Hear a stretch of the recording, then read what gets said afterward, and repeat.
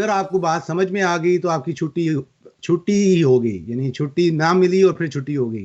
तो ये किताब जो कल्मिनेटिंग सिंथेसिस के लिए लाई गई है, मैं ये 3 दफ़ा खुद पढ़ चुका हूँ, 3 दफ़ा मुख्तलिफ जगह पे इसके चैप्टर्स पढ़ा चुका हूँ और 3 दफ़ा ये किताब पढ़ा चुका हूँ। और अभी मेरा अपना नुक्ता नज़र ये है कि इस्लामिक हेरिटेज पे, इस्लामिक ट्रेडिशन, मैंने, आपको याद हो पता नहीं, मुझे नहीं याद कि ये निसाब हस्तनीस की टॉक थी या मैंने लहदा टॉक दी थी हेरिटेज पे, इस्लामिक हेरिटेज। मैंने कहा था कि लफ्ज ट्रेडिशन को हमारे लिए मुश्किल होता है, उसको हम थेराइज करते रहते हैं, तो लफ्ज हेरिटेज, अगर विरसा, अगर हम इस्तेमाल करें तो शायद हम बेहतर समझ सकते हैं। तो ये लगता है कि इस्लामी विरसे के हवाले से ऐसी कोई किताब एग्जिस्ट नहीं करती, तो मैं इसको समझता हूँ best introduction to the Islamic tradition. मैं इसको अभी भी क्लासेस में और कंटेम्प्रेरी भी है, जो अभी नाम मुझे आप लोगों के नहीं आते, अभी आप में से जो जो खातून पीछे बैठी उन्होंने बोला था, उन्होंने कहा कि ये हम समझने की कोशिश कर रहे हैं कि हमारा हेरिटेज क्या है। तो आपने देखा हो तो ये कुछ रिमाइंडर्स हैं कि अब तक हम लोग क्या करते रहे, आप लोग क्या करते रहे। मैं सब जगह तो मौजूद नहीं था, लेकिन चूंकि कोर्स हमने बनाया था तो थोड़ा सेंस है कि हमने क्या करने की कोशिश की। तो पॉइंट ये था कि अगर आज जो हमारे अहवाल हैं, हालात हैं, उनको समझने के लिए दो स्ट्रैंड्स को डिलिनिएट करना, क्योंकि दो, in a sense, living in 21st century Pakistan, और ये 20th सेंचुरी भी थी और 19th सेंचुरी भी थी, was to be living in two world simultaneously.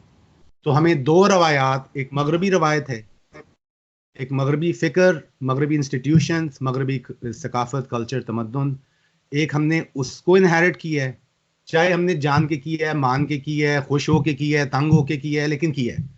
तो मुफक्किरीन से शुरू करेंगे, इंस्टीट्यूशन से, अभी आप इस पे बात होगी।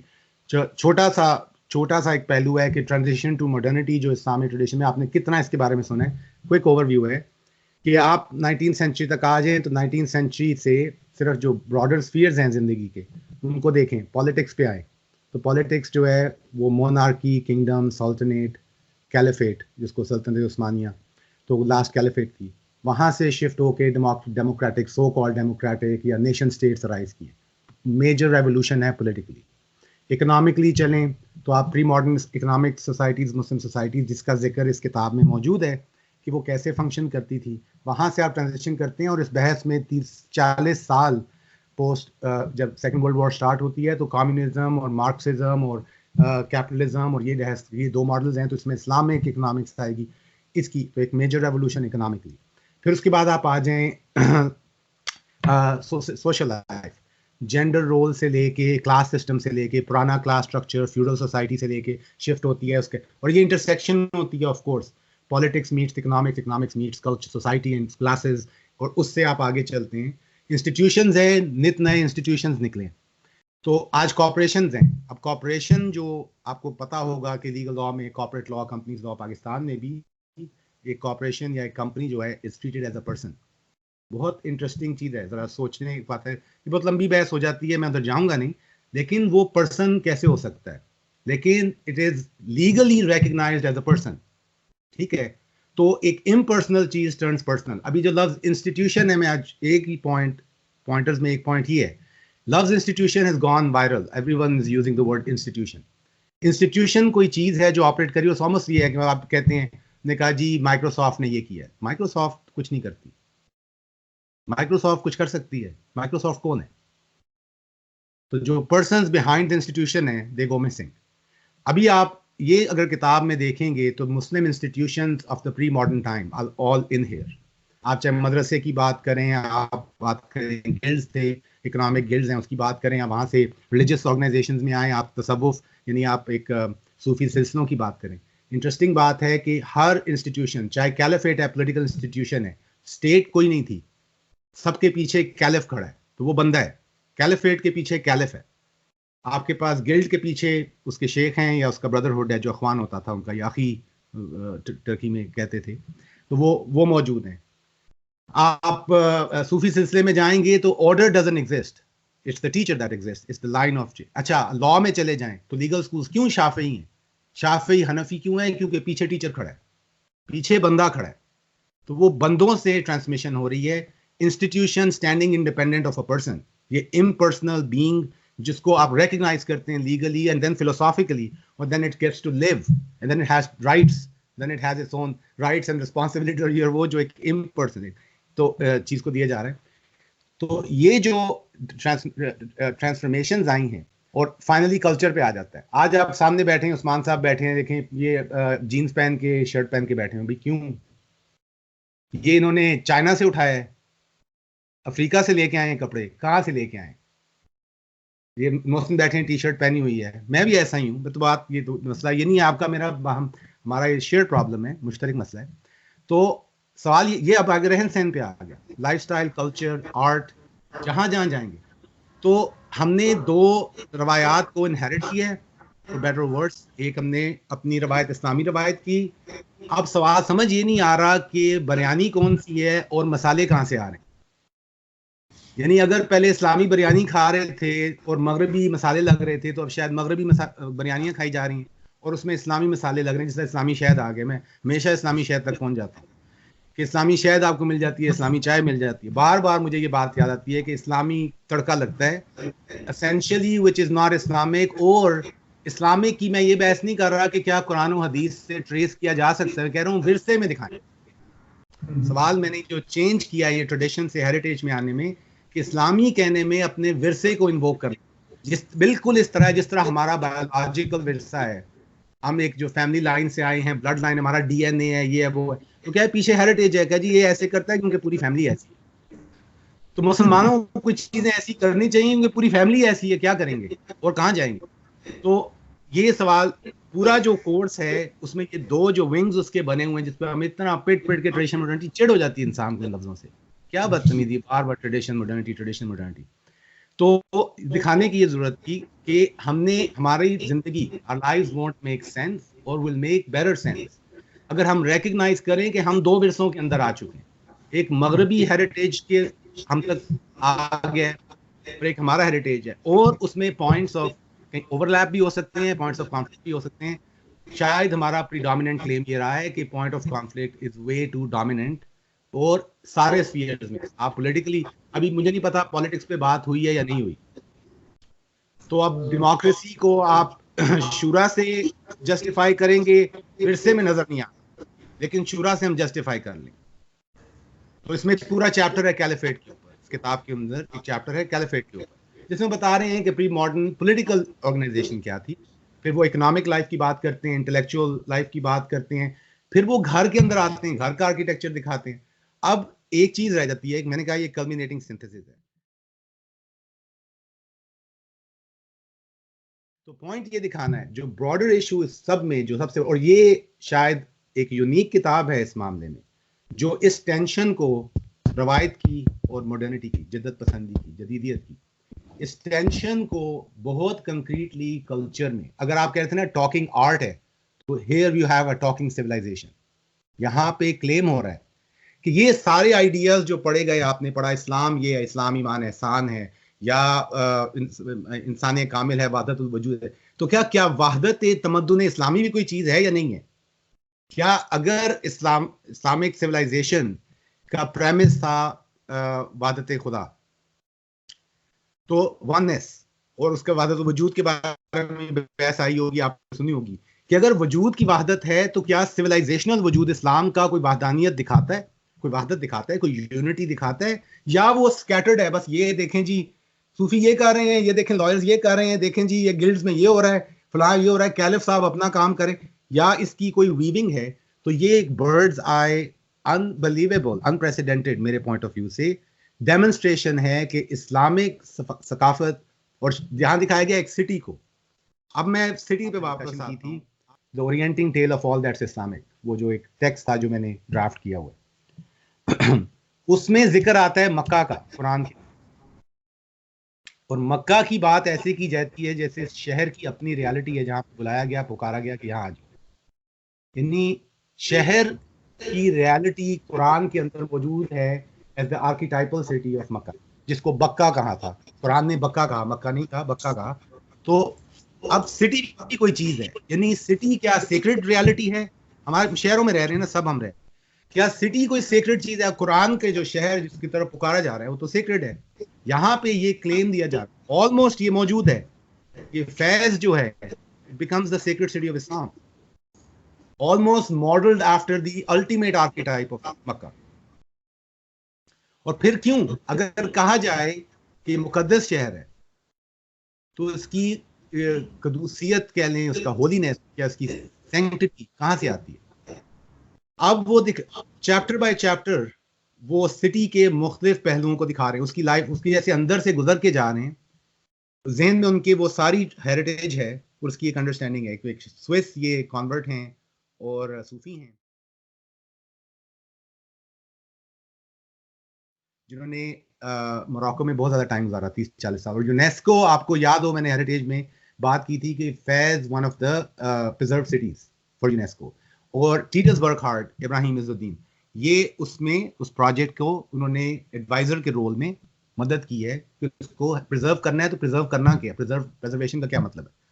तो वो दिखा रहे हैं कि पूरा हेरिटेज इस्लामिक ट्रेडिशन के अंदर से। और ये फर्स्ट टाइम आप देखेंगे कि पहले ही चैप्टर में जो सिटी एंड द डेजर्ट है, उसमें एक इस्लामी मुफक्किर इब्न खल्दून की जो मशहूर किताब है मुकदमा इब्न खल्दून, जो मुकदमा है उनकी तारीख का, बहुत बड़े मौरख थे लेकिन उनका मुकदमा इतना मोटा मुकदमा है उनका, उसकी इनसाइट लेके वो रीडिंग दे रहे हैं, पॉलिटिकल रीडिंग, सोशियोलॉजिकल रीडिंग। इसलिए इब्न खल्दून को कहते थे कि he is the first sociologist that the world has seen, क्योंकि एक सोशियोलॉजिकल थ्योरी है कि ये नोमैडिक और सिटी लाइफ के डायनामिक क्या है, और उस डायनामिक के अंदर उन्होंने दिखाया कि इस्लामिक सिविलाइजेशन में ये नोमैड्स, ये जो खाना बदोश लोग हैं और शहरी लोग हैं, इनके दरमियान एक जैसे रनिंग पैटर्न है विच रिपीट्स इटसेल्फ। उसको हम देख लेते हैं जल्दी से।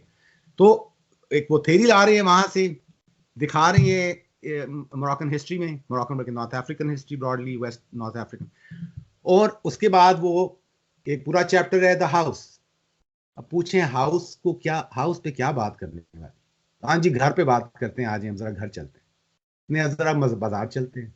अच्छा नहीं, पहले जरा चलते हैं, ये एक सेंट है, city founded by a saint, जरा उस सेंट कौन है ये जिसके, तो आपको हिस्ट्री कर दी, आपको सोशियोलॉजी, लेकिन सबके ऊपर जो उनका यूनिक लेंस है वो ये है कि जो मेटाफिजिक्स, ये बुरा लफ्ज आप लोग अब तक सुनते आए, ये जो माबाद और तबियात की बहस है और जो फलसफी अबहास जो अब तक आप करते रहे हैं, अब वो कह रहे हैं कि they are talking in the city, all of these things are here in the city.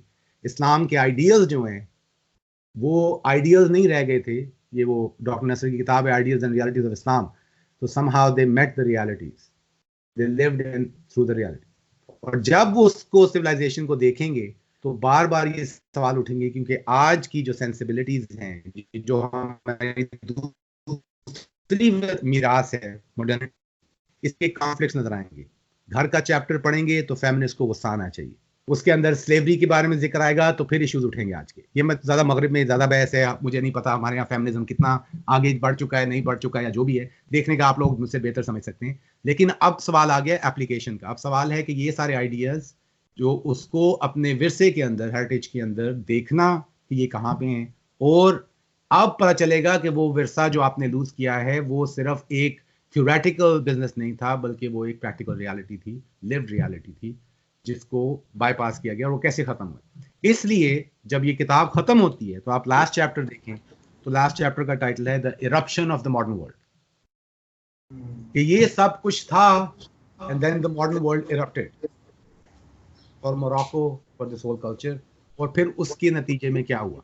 तो ऑफ कोर्स ये उन लोगों में हैं जिन्होंने अस्तनीस को शायद इंस्पायर किया है, और अस्तनीस का जो एक यूं कह लें कि जो थ्योरेटिकल फ्रेमवर्क है या फाउंडेशंस हैं उसको देने में इनका भी हाथ है। तो इसलिए ये ज़्यादा कंसिस्टेंट है। मेरा ख्याल है मैसेज, मुझे नहीं पता कितना यूनिफाइड मैसेज हमारे निसाब से आता है, लेकिन ये शायद क्लियर है कि अस्तनीस वेयर इट स्टैंड्स और अस्तनीस teachers where they have stood on a question of tradition and modernity, जो ट्रेडिशन की साइड पे क्यों है और उसके प्रिंसिपल। तो इस सारी चीज को डेमोन्स्ट्रेट करने के लिए ये किताब है। अब इसको पढ़ाना बड़ा मुश्किल काम है, कि पढ़ाना कि जी इसको पढ़ाएं किताब, ये किताब पढ़ाने की नहीं है, इसको क्लोजली ऑब्जर्व करने की है।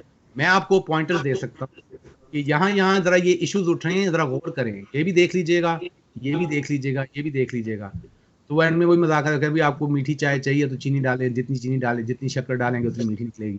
तो आप जितना टाइम सर्व करेंगे, मोहसिन 5 सफ़े पढ़े हैं अल्हम्दुलिल्लाह, 10 साल पहले भी पढ़े थे और आज फिर 5 सफ़े पढ़ के आए, उनसे तो मैंने इंटरव्यू कर लिया है, मुझे नहीं पता बाकी किसने पढ़ा है, लेकिन ये मुमकिन नहीं है। मैंने इसलिए ऑलरेडी 2 तरह की रीडिंग देखा था कि इस तरह के स्टूडेंट हैं, कम पढ़ने वाले हैं, वो ये इतना तो देख लें, जो ज़्यादा पढ़ने वाले हैं वो ज़रा पूरी भी पढ़ सकते हैं, लेकिन अपना शौक है और अपना ज़ौक है, और फिर आपको अगर मैं स्टेक्स रेज़ करने की कोशिश कर रहा हूँ कि what is entailed in the study of this book, अगर वो नहीं सामने आते, अगर वो सामने आए और आप नहीं कर रहे तो आप सुस्त हैं, और अगर वो सामने नहीं आ सके तो मैं सुस्त हूँ या मुझे पढ़ाना नहीं आता, दोनों में से एक बात है। तो वो अब आप देखेंगे कि कौन सी बात सच है। तो शुरू करते हैं किताब के अंदर से। तो अब ब्रॉडर जो इशू है, सबसे अगर मैं ब्रॉड लेवल पे कहूँ तो रिलीजन, दीन और सकाफत के माबैन क्या रब्त है, ये इस किताब के that's at the heart of it, कि रिलीजन और सिविलाइजेशन, रिलीजन और कल्चर के दरमियान क्या लिंक है।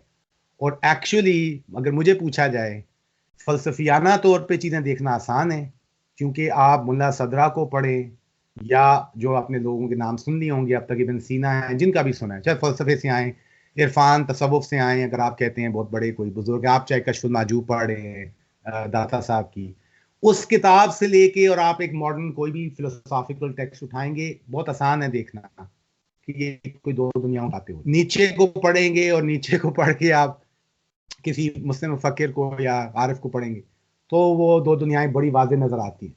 मसला जो ज्यादा हमें होता है डिसर्न करने में, वो ये होता है कि कल्चर, मसलन अब एक सवाल, और इसमें आप किताब में देखेंगे तो ये सवाल उठेगा जो मैंने उस्मान साहब वाली बात की कि जीन्स पहन के बैठे हैं, तो जीन्स पहनने में और ये जो लंबा लंबा, मैंने वो एक्चुअली उनकी याद में मोराकन ही पहना हुआ है, वो लंबा जुब्बा जो है ना, वो पहन के बैठा हूँ, तो मैंने कहा उसको पहनने में उसको पहनने में फर्क क्या पड़ता है यार, एक ही बात है, कपड़े ही है ना। कहते जी वो पहनने ये पहनने। तो यहाँ जब आती है चीज रहन सहन के ऊपर, डे टू डे लाइफस्टाइल पे, तो वहां पे समझ नहीं आती कि यहाँ पे दीन की क्या एप्लीकेशन है। उन्होंने कहा जी बस ठीक है। फिर शरई नुक्ता नजर से आए तो बड़ा वाज़ेह है कि अपने जिस्म के इन आज़ा को आपने ढांपना है, तो ढांप लिया, खत्म हो गया। मैं अखबार बांध दूं, अखबार पहन के बैठ जाऊं, तो ढांपा गया। और अगर आजकल की टी शर्ट देखें तो आधे अखबार ही हैं, क्योंकि उसमें लंबी लंबी डिस्क्रिप्शन हैं, पूरे पूरे नारेबाजी हो रही है। टी शर्ट बच्चा लिखा हुआ है आई लव माई मॉम, वो बच्चा बेचारा कभी कहा नहीं लेकिन टी शर्ट बोल, तो वो भी अखबार ही है। अब वो कपड़े आपने पहने तो उसमें और इसमें क्या फर्क है।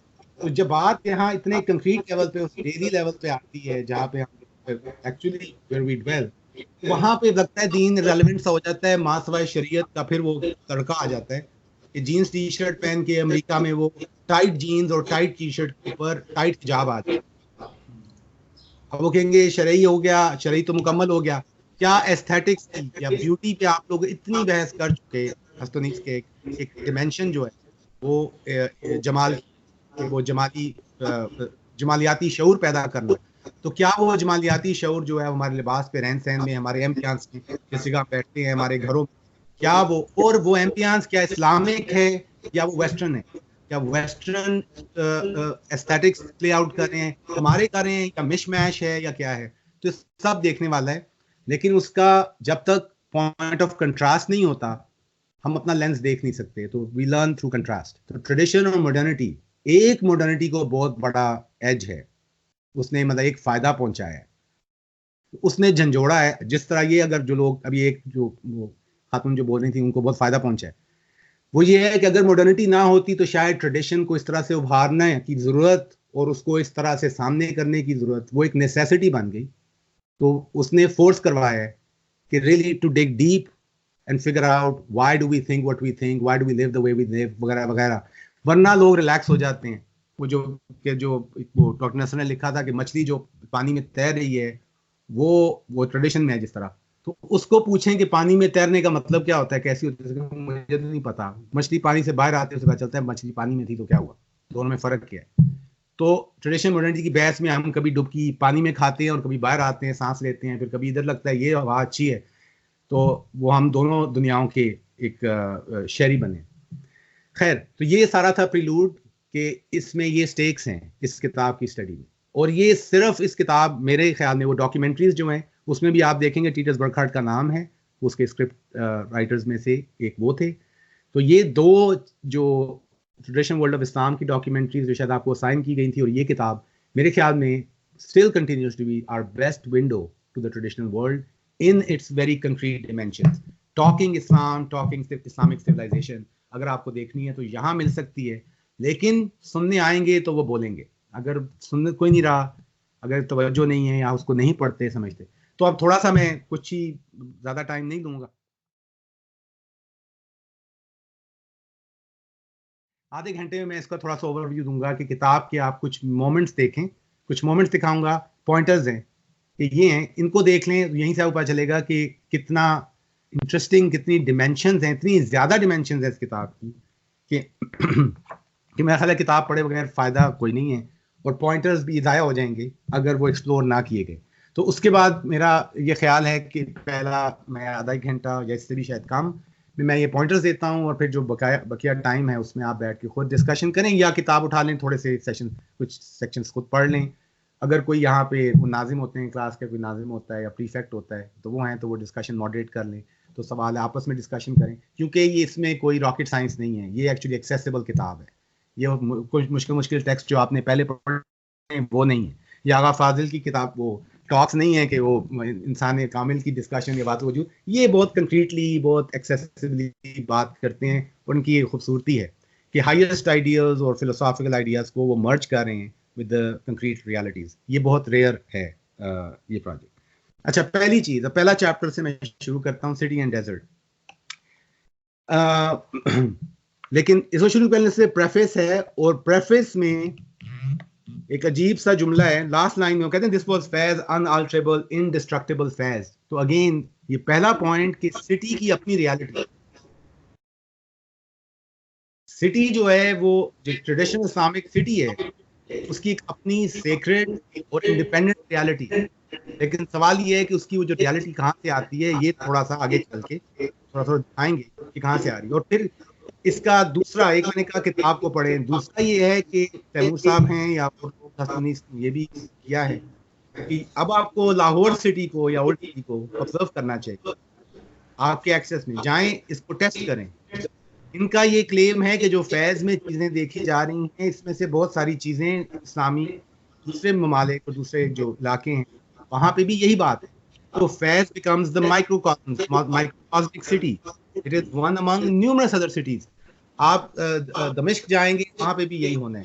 आप ईरान में जाएंगे तब भी यही हो रहा है, आप लाहौर आ रहे हैं तब भी ये हो रहा है। दिल्ली, हाँ जहाँ मुसलमान थे, तो ये मुसलमानों का ये एक, इसमें ये कोई एक सिविलाइजेशन या एक इलाके की बात नहीं हो रही।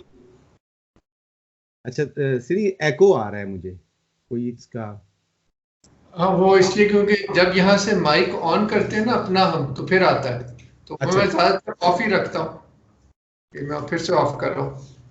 अपनी आवाज पता नहीं इंसान को क्यों पसंद नहीं आती है, मुझे नहीं पसंद, तो अपनी आवाज सुनाई देती है तो तंगी होती है। अच्छा, तो अब शुरू करते हैं सिटी एंड डेजर्ट। अब पहला इशू, और ये पहला इशू ये है कि इनका कहना है, और ये बहुत दिलचस्प बात है जो डेजर्ट पे इन्होंने कहा, हम ये भी ले सकते हैं कि वो लोग जो इस्लामी दुनिया में मसलन पहाड़ों पे रहे, डेजर्ट से मुराद है सहराई लोग, सहराई खाना बदोश, लेकिन मेरे पास पहाड़ों वाले लोग भी हैं, उनका ज़्यादा जिक्र नहीं है, थोड़ा सा जिक्र है क्योंकि बर्बर्स का जिक्र होता है। यहाँ पे ये क्लेम है कि बहुत दिलचस्प बात है, ज़रा गौर कीजिएगा, और इसकी एप्लीकेशन कहाँ पे है ये आपने सोचना है। मैं आपको सिर्फ पॉइंटर दूंगा, आपको इसको अप्लाई करने का सोचना पड़ेगा किधर इसकी एप्लीकेशन है, और क्या आज की दुनिया में कहीं एप्लीकेशन है। कुछ लोगों ने इस थ्योरी को जो इब्न खल्दून की है वो आईसिस पे भी इस्तेमाल किया, तालिबान पे भी इस्तेमाल किया, कहा है कि ये वही फिनोमेना है, जबकि वेस्टर्न वो तो आपका CIA या जो अमेरिका फॉरेन पॉलिसी वगैरह के सर्कल से देखेंगे तो उनकी फ्रेमिंग बिल्कुल डिफरेंट है। वो इब्न खल्दूनियन, वो खल्दूनियन नहीं है सो कॉल्ड, वो खल्दूनियन एनालिसिस नहीं कर रहे हैं, वो शायद फुकुयामियन एनालिसिस हो रहा है, फ्रांसिस फुकुयामा की बात हो रही है या कोई और इस तरह के लोग। तो पहला क्लेम ये है कि उन्होंने कहा कि ट्रेडिशनल इस्लामिक सोसाइटी और फैज में वो कहते हैं क्लियरली देखा जा सकता है, या मोरक्को में ब्रॉडली ये क्लियरली देखा जा सकता है कि वो एक डांस है between nomadic people and the city developers. और एक मूवमेंट है, और दोनों इंटरैक्ट करते हैं इन अ वेरी इंटरेस्टिंग वे। अब ये आपको डिस्कवर करने क्या मतलब, और इनका कहना है, ये फिर बयान करते हैं। इब्न खल्दून जो है वो उनके गाइड हैं, रहनुमा इब्न खल्दून है, वो दिखा रहे हैं सब कुछ, उनकी थेरी इस्तेमाल हो रही है।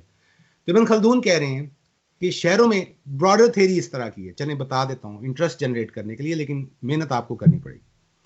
अच्छा जी, क्या होता है? होता यह है कि शहर में लोगों का क्या काम है? लग्जरी, आर्ट भी डेवलप करते हैं, आर्ट, साइंसेज, थिंकिंग, टाइम है, रिसोर्सेज हैं, पेट्रनेज है। सहराई बद्दू जो है वो कहाँ से फलसफा बगा रहे, वो कौन सा आर्ट क्रिएट करेगा, वो उसको क्या, वो वहां पे बैठे हैं, उनकी लाइफ रफ है, टफ है। अच्छा, उनका कहना है कि ज्यादा प्योर लाइफ एक्चुअली बद्दू की। अब किसी को सोचना पड़ेगा, आज तक इस पे बात नहीं हुई। नबी पाक अपने बचपन में उनको भेज दिया गया था सहराई बद्दुओं के पास, कि बिल्कुल अर्ली एपिसोड है। क्यों, क्या करना है? अच्छा, हमें ऐसा सुन्नत रसूल है, करना चाहिए नहीं करना चाहिए, कहाँ जाएंगे और क्यों जाएं? उनका ये क्लेम है कि डेजर्ट में जो लाइफ है वो एक्चुअली प्योरर है और इंसान की बेहतर तश्कील होती है, वगैरह वगैरह वगैरह। शहरी जो लोग हैं वो आर्ट भी करते हैं, ये सारा कुछ करते हैं, लेकिन कहते डरपोक, बुजदिल, लूजर्स, कुछ ग्रो भी नहीं कर सकते, अपना खाना जो खा रहे हैं उगा नहीं सकते, क्या करेंगे, किधर के क्या करेंगे वो क्राइसिस में? बद्दू survives on his own, independent minded होगा। बद्दू सुबह से रात तक उसको लिविंग ऑन द एज, वो एरोस्मिथ का गाना है, लिविंग ऑन द एज, तो living on the edge all the time. तो if you are living on the edge तो आप ट्यून्ड हैं डिफरेंटली। और अगर आप रिलैक्स बैठे हैं, शहर में शहरी जिंदगी है, मजे मजाए हैं, वो मुर्गे चल रहे हैं, चरखे चल रहे हैं, सुबह उठे हाँ जी आज जाते हैं आइसक्रीम खाते हैं, अभी ये करते हैं, अगर लूजर्स लोग हैं, सादा लफ्जों में कह रहा हूँ, खल्दून हम गुजराती आदमी, गुजराती बात हो रही है, लूजर हैं, बट ठीक है ये शहरी। तो उन्होंने कहा कि उसका, लेकिन इन टाइम डेकेडेंस जो है वो शहरों में इतनी ज्यादा बढ़ जाती है, इतनी ज्यादा बढ़ जाती है कि फिर बद्दुओं की एक टाइड आएगी, इन नोमैड्स की, ट्राइबल लोगों की, और वो डिस्ट्रॉय कर देगी सिटी। इससे मंगोल इन्वेजन को कभी रीड कीजिएगा, टर्किक ऑटोमन एम्पायर का राइज है। अगर अभी टर्किश ड्रामा बना है, जो पता नहीं अर्तुगलू जो फाउंडर है ऑटोमन्स का, तो उसको देखें, वो यही स्टोरी है कि ये ट्राइबल लोग हैं जो they live on the edge, वो नोमैडिक लोग हैं, और all of a sudden they take a world down. और फिर आप देखें इस्लाम की एक्सपेंशन, कि किस नोबडी सॉ इट कमिंग, कि यार ये सहरा के अंदर कहाँ से आर्मीज निकल रही हैं ऊंटों के ऊपर, और इधर से पर्शियन एम्पायर, सैसनीड एम्पायर, और यहाँ से Byzantine empire, they got taken down. किसी को समझ नहीं आई, एक्सेप्ट एक डिफरेंस है, वो ये है कि मुसलमानों ने, और ये इब्न खल्दून का क्लेम है कि मुसलमानों ने एक्चुअली सिटीज डिस्ट्रॉय नहीं की जाके, और ग्रोथ एक्सपेंशन ऑफ इस्लाम के साथ एक फिनोमिना है ग्रोथ ऑफ सिटीज, नई सिटीज इमर्ज की हैं जहां जहां इस्लामिक सिविलाइजेशन की है।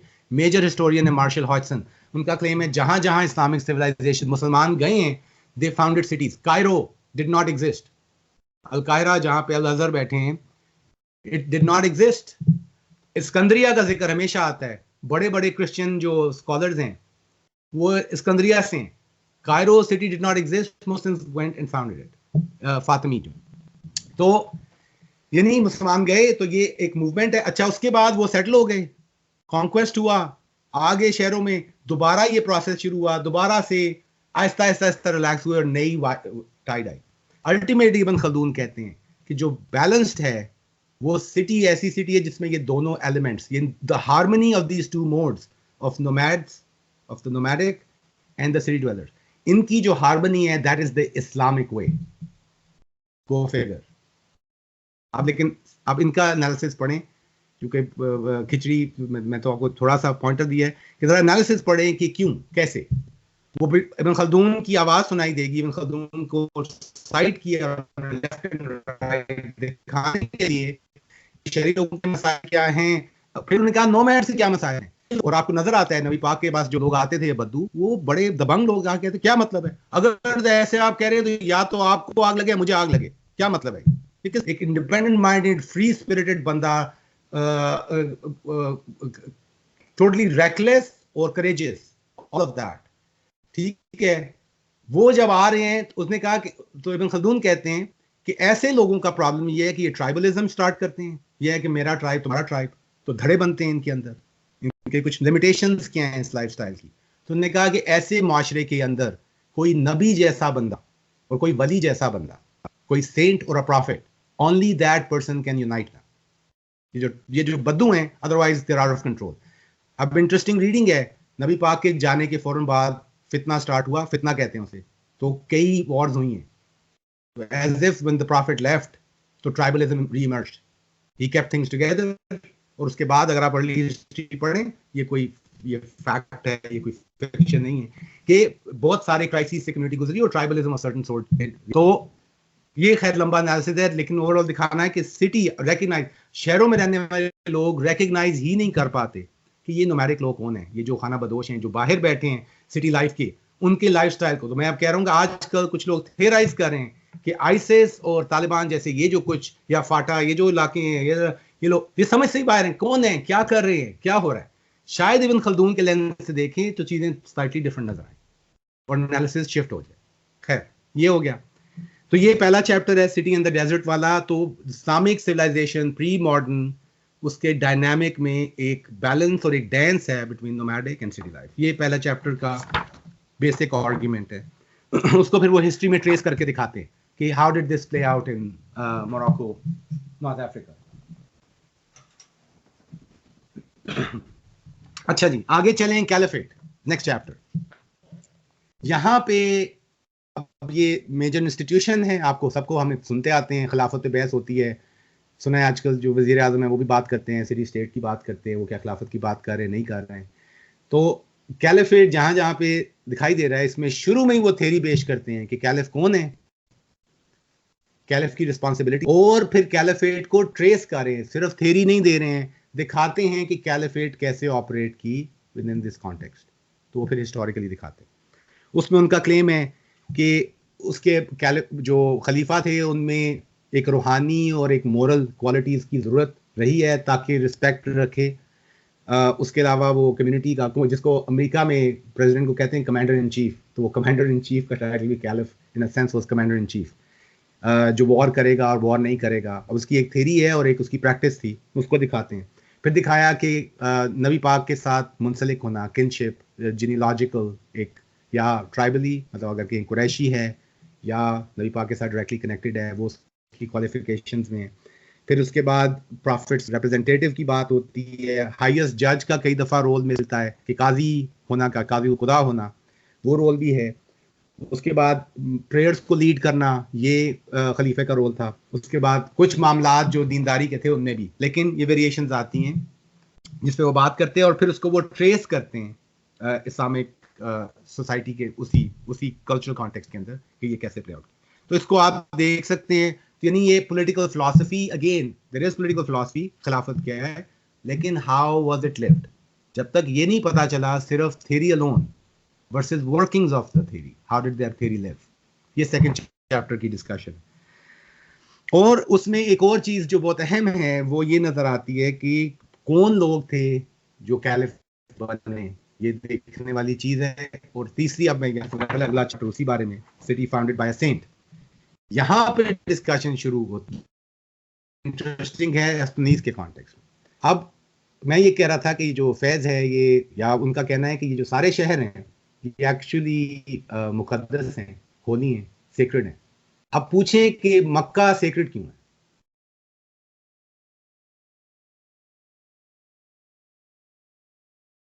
आपकी आवाज बंद, क्या माइक बंद है? मेरा ख्याल आपने कुछ कहा। मैंने कहा कि आपको उसमें पहले टेक्स्ट जो दिया था उसमें बात हुई थी कि मक्का जो है वो सेक्रेड है। होली काबा इज ओवर देयर। वो होली काबा, अच्छा, अब होली काबा सेक्रेड क्यों? यहाँ हाउस ऑफ अल्लाह, अल्लाह का घर हाउस ऑफ, और ठीक है, में अल्लाह ताला ने मक्का की कुछ सिफात बयान की हैं कि यहाँ पे इस शहर को फलों से भर दिया जाएगा और बेमौसम फल भी होंगे और यहाँ आबादी भी होगी, क्योंकि आपने यहाँ अल्लाह का पहला घर बनाया है, तो अब इसके इर्द गिर्द अल्लाह इसको आबाद रखेगा। हाँ, अब देखें अजीब सी बात है ना कि शहर को आबाद करने का प्रॉमिस, शहर के बारे में बात करने की, शहर उसको कहा ये यहाँ से ब्लेसिंग्स निकलेंगी इस शहर से वगैरह वगैरह, यानी वो शहर की बात हो रही है, किसी बंदे की बात नहीं होगी। कह रहे हैं कि ये जो शहर है ये ब्लेसिंग्स दुनिया के लिए मुबारक होगा, उसके अंदर फल होंगे और नरिश किया जाएगा वगैरह। तो ये सारी क्वालिटी शहर को दी जा रही है। अब ये आइडिया यहाँ पे उनका ये कहना है कि city founded by a saint, 2-3 claims आ रहे हैं। नंबर 1 कि सिटी का एग्जिस्टेंस, जिसका ये क्लेम यहाँ पे कह रहे हैं कि वो क्योंकि एक वलीउल्लाह ने उसको बनाया, वलीउल्लाह ने उसको एक बुनियाद रखी है, इसलिए वो एक सीक्रेट सिटी की तरह से ऑपरेट करता है। ये उसके that's at the heart of it. दूसरा क्लेम ये है कि सेंटर ऑफ दी सिटी, और ये इस सिटी की बात नहीं सिर्फ हो रही, आप वही बात, जब मैं, अब मुझे नहीं पता, अब तो हालात बहुत बदल गए हैं। ग्रोइंग अप इन पाकिस्तान, जब आप लाहौर आते थे तो कहते कि पहले दाता साहब को सलाम करें वरना आप लाहौर में दाखिल नहीं होंगे, इजाजत लिए बगैर नहीं आना। बहुत दिलचस्प बात है। अच्छा, मेरा शिया बैकग्राउंड है, जब आप जाते हैं जो आइमा शियों के जो इमाम हैं या जो होली वंस हैं, जब भी आप उनकी किसी ज़ियारत जाते हैं तो पहले आपको उनसे इजाज़त मांगनी होती है कि हम आ सकते हैं। मैं ज़ियारत मुंह उठा के नहीं कर सकता हूँ, पहले इजाज़त लेनी पड़ती है। ये इजाज़तों का सिलसिला।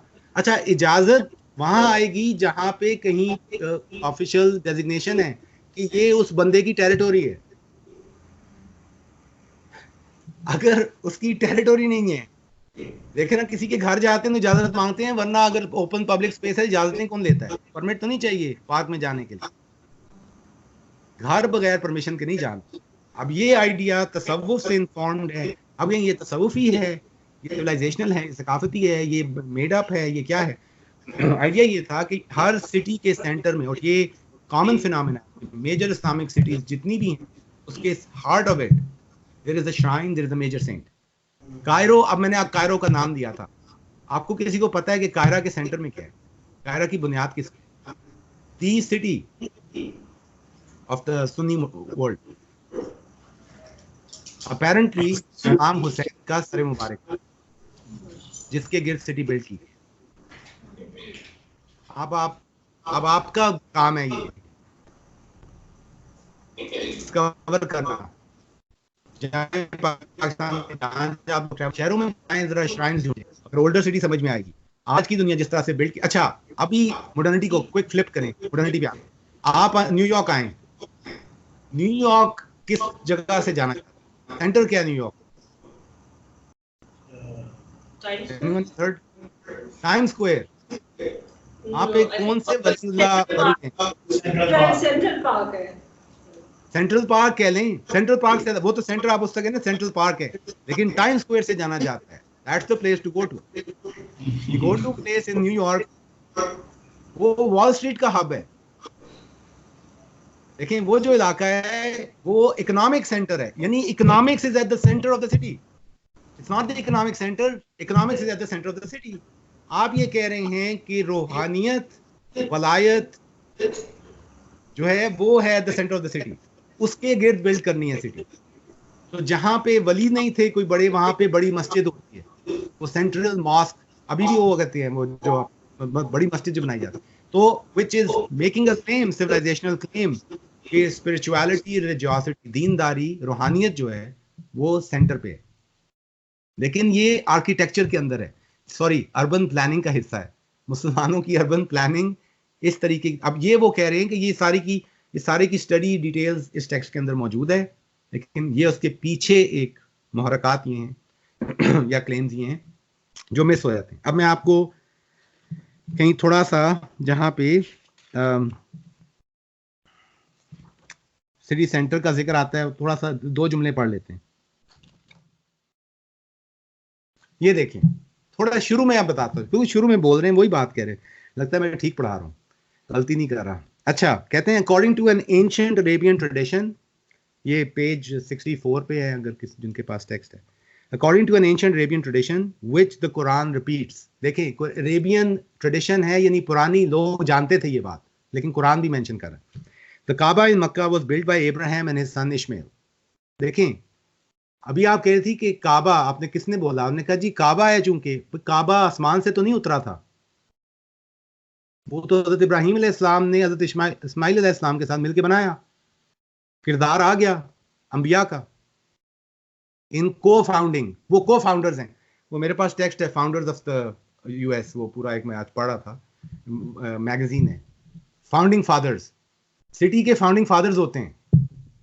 Breaking news, a city has a founding father. अगर खुदा का शहर भी है तो फाउंडिंग फादर्स, जो फाउंडेशन बुनियाद रखने वाले हैं, वो इब्राहिम अलैहिस्सलाम और इस्माइल अलैहिस्सलाम मिलके बाप बेटा बुनियाद रख रहे हैं, ठीक है। Was built by Abraham and his son Ishmael at the very spot where Hagar, wandering in the desert with her infant son, उसके पीछे कहानी हज़रत हाजरा की चल रही है, ठीक है। Found a spring by divine inspiration, आबे ज़मज़म, ठीक हो गया। Abraham's prayer for the inhabitants of the holy city of Mecca is mentioned in the Quran, ठीक। अब सुने, ये लाइन आ गई, ये तो मक्का की स्टोरी थी, फैज का क्या ताल्लुक है इस बात से? In the eyes of its inhabitants, Faiz में रहने वाले लोग, through its foundation is something of a holy, Faiz through its foundation is something of a holy city and a reflection of the first two cities of Islam. अब सवाल ये कि आप घर मतलब कि कोई शहर यूं सोचें, इस्लामाबाद बना था, इस्लामाबाद फ्रेश सिटी बनाई गई थी, मुझे नहीं पता फाउंडिंग फादर्स कौन है, मॉडल कौन था पीछे, क्या नया मक्का बिल्ड किया जा रहा था? अभी बहस ये है कि वो सिटी सेक्रेड है नहीं है, इस बहस से आगे की बात है कि हर नया बनने वाला शहर अपनी इंस्पिरेशन होली सिटी से ले रहा है, तो वो इस्लामिक होता है, वो इसकी इस्लामाइजेशन है, और अपेरेंटली ये हो रहा था। और उसके बाद आगे आप पढ़ेंगे तो जिस बंदे ने city founded by a saint, वो सेंट कौन है? वो सेंट के गिर्द पीपल रैली किए, वो सेंट ने वो सिटी बनाई, और उसका अपना मजार जरा हट के ऊपर बना, जो जहां लोग जाते हैं और हामिद पे करते हैं, जस्ट लाइक दादा साहब। अब ये कोई और दुनिया की कहानी, लेकिन हो ये रहा था। और हमारे पास ऐसे मकातबे फिक्र हैं आजकल जो ओपनली कहते हैं कि ये सब तो खुराफात हैं, ये डिपार्चर है असलाफ की प्रैक्टिसेस से, और ये सब नॉनसेंस है वगैरह वगैरह। है या नहीं है, ये मैं आर्गुमेंट नहीं कर रहा, पहले है था क्या, पहले ये तो जाने ना हो क्या रहा था। गोलना शरीफ है हजरत पीर मेहर अली शाह साहब से जो चल रहा है, बिल्कुल। अब आप सोचते जाएं, क्योंकि अब आपको सिटी के बॉर्डर्स देखने पड़ेंगे। जब मैं ट्रैवल कर रहा था कराची से इस्लामाबाद में, ड्राइव करके जा रहा था, तो मैं करीबन हर श्राइन जो मुझे मिला और कोई इमाम बाड़ा जहाँ मिला, मैं वहाँ पहुंचता था पुराने देखने के। तो लेजेंड्स क्या सुनने को मिल रहे हैं, ये वो लोग हैं जो शहरों में नहीं रह रहे, छोटे छोटे इलाकों के लोग हैं, वो बात से अनपढ़ गवार लोग की बात बताता हूँ आपको, पता चल जाएगा अनपढ़ कौन और गवार कौन। अनपढ़ वो और गवार हम, ये निकलेगी कहानी। वो ये बता रहे हैं, अच्छा वो क्या कहानी सुनाते हैं, कहते हैं ये देखें जी, एक दफा क्या हुआ, ये वो जिनका नाम सुर्खपोश जो हैं, ये बुखारी सादात सारे उनसे आते हैं, जलालुद्दीन सुर्खपोश, खैरपुर के पास सिंध में। तो उनके बता रहे हैं जी कि वो एक दफा क्या हुआ कि ये यहाँ पे थे, तो वो दूसरे बुजुर्ग ऊपर से आए, पता नहीं हवा से उड़ के आए या पता नहीं जमीनी प्रवास करके आए, कुछ करके आए। उन्होंने कहा तुम इधर किधर, मेरी इजाजत के बगैर तुम आए, अगला पता नहीं कितने साल उनसे मुशक्कत करवाई कि मेरी इजाजत के बगैर तो मेरी टेरिटरी में कैसे दाखिल होते। आइडिया, रेडिकल आइडिया है कि जो सॉवरेनिटी है वो एक्चुअली स्पिरिचुअल बीइंग्स के हाथ में है। वो political power, economic powers, wall street, Warren Buffett और ये सारे, बफे मैं उसको बफे कहता हूँ, तो बफे वाले सारे जो लोग हैं, इनके हाथ में नहीं है सॉवरेंटी। पावर किसके हाथ में है? वो कह रहे हैं पावर स्पिरिचुअलिटी के हाथ में है, और खुदा के औलिया में है, औलिया अल्लाह जो हैं उनके पास पावर है, उनकी सॉवरेंटी है इन इलाकों में। ये पॉइंट कंक्रीटली सिटी की फाउंडिंग में भी हो रहा है। अच्छा, सियालकोट जब मैं पहुंचा, 2 एपिसोड में आपको अपने ट्रैवल से बताता हूँ। आप सियालकोट में एक मज़ार है जो ऊपर आप चढ़ेंगे पहाड़ के ऊपर, वो जो सिटी के जो ओवरलुक्स सियालकोट सिटी, आप उसके ऊपर खड़े हो, वो मज़ार मुझे नाम नहीं याद रहते कौन से बुजुर्ग हैं, उनका नाम आता है। अब देखें महाराजा रंजीत सिंह के ये दौर की बात है, कोई बता रहा था, अब ये नहीं पता, सियालकोट की भी हिस्ट्री पढ़नी चाहिए। तो सिख थी हुकूमत, उन्होंने कहा जी ये बनाना है शहर, तो ये शहर तब तक नहीं बन सकता जब तक किसी वली का खून जो है वो इसकी बुनियादों में नहीं डाला जाएगा। तो जिन बुजुर्ग की बात हो रही है, जिनका उधर मज़ार है, उनका खून ड्रिप किया गया और डाला गया बुनियाद रखने के लिए उसकी दीवारों में, वो जो शहर की सिटी वॉल्स होती हैं उसके लिए। अच्छा, ये सब अब लगता है, ये सारा सुने ना तो ये लगता है कोई प्लेनेट मरकरी की बात हो रही है, ये कोई और किसी दुनिया में पीछे हो रहा था। लेकिन थोड़ा सा बाहर, स्पेशली डिफेंस से बाहर निकलें, अगर अपने डिफेंसेस से बाहर आएं और ज़रा सा बाहर निकल के देखें, दुनिया जगह जगह छोटे छोटे इलाकों में जाएं, आपको लोग मिलेंगे they think exactly like that, like the people of Faiz. अब ये सोचना पड़ेगा उनका प्रॉब्लम ये वो पढ़ नहीं सके या हमारा प्रॉब्लम है हम तक ये बात पहुंची नहीं, दोनों में से कौन सी बात? कि ये कोई और कहानी सुनाई जा रही है, शहरों की कहानी है कि शहरों के पीछे शख्सियात है और कहानी है, और they were meant to be made holy. उसका कोई तरीका होगा। अब ये एक तरीका ये था सेंट से लाना और सेंट्स का होना हर शहर में। तो ये खैर ये इस चैप्टर की बहस मेरा ख्याल है, मेरा ख्याल था थोड़ा बोलूंगा लेकिन ज्यादा ही हो गया, आगे चलते हैं। मैं थोड़ा सा आगे, यानी ये मैंने कहा कि देखें मक्का क्लियरली डिक्लेयर्ड है ना, कुरान में क्लियर डिक्लेरेशन खुदा की तरफ से है कि मेरा शहर है, लेकिन बनाने के लिए अपने अच्छा, इसका मतलब है कि रोल जो है, यानी ये मैंने कहा जॉइंट वेंचर है या अपॉइंट किया है किसी बंदे को, कहा है तुम जाके करो, खुद नहीं खुदा उतर के आया, ऐसा तो कंसेप्शन भी नहीं है हमारा, लेकिन कुछ बंदे आगे जिन्होंने जाके वो काम कर। ये मैं इसकी को फाउंडिंग कर रहा हूँ कि एक रोल है शख्सियात का, और ये अंबिया से बहुत क्लियर नजर आता है। मदीना, अब आप कह रहे हैं 2 होलियस्ट सिटी है, अच्छा मदीना की तो ऐसा कोई क्लेम नहीं है कुरान के अंदर, लेकिन सेकंड होलियस्ट सिटी लोग जो आज तक देखते आए, अब उसको होलियस्ट सिटी से हटाने की भी कोशिश होती है। कुछ खास पर्सपेक्टिव्स ऐसे हैं जो इसको होली नहीं देख सकती, इसलिए कि वो नबी पाक को उस स्टेटस में नहीं रखेगी। मक्का तो वो क्योंकि कुरान में क्लेम्ड है, मदीना जो है वो नबी की सिटी है, उधर यार जाओ ना भी जाओ खैर है, मक्का बुलाया गया था, मदीना किधर निकले हो तुम लोग। और लोग कह रहे हैं जी मैं उस जो बकरी है ना नबी पाक जिसको चरा रहे थे, उसके पैर की मट्टी के नीचे जो टट्टी है उसका मैं गुलाम, और वो अनबिलीवेबल कॉन्वर्सेशन हो रही है। कुछ लोग ये बोल रहे हैं और कुछ लोग कह रहे हैं कि यहाँ तो कुछ भी नहीं है, मदीना में कुछ नहीं है, मदीना नहीं है, मक्का बुलाया गया। ठीक है, अब क्या करें, फंस गए हैं, या टूरिज्म है या जो भी है, टूरिज्म कर लो जाओ।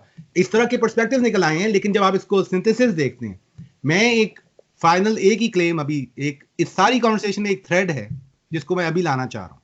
माइक्रोकॉज्म मैक्रोकॉज्म की डिस्कशन आप लोग करते आए होंगे, ठीक है, कोई ऐसा नुक्ता है जो इस किताब के थ्रू निकलता है, लेकिन उसको देखना इसी मुश्किल है कि हम उस कॉन्शियसनेस में नहीं है, ये हमारा फ्रेमवर्क नहीं है, हम शहरी लोग हैं, हम इतने शहरी हो चुके हैं, हम इब्न खल्दूनियन फंसे हुए हैं।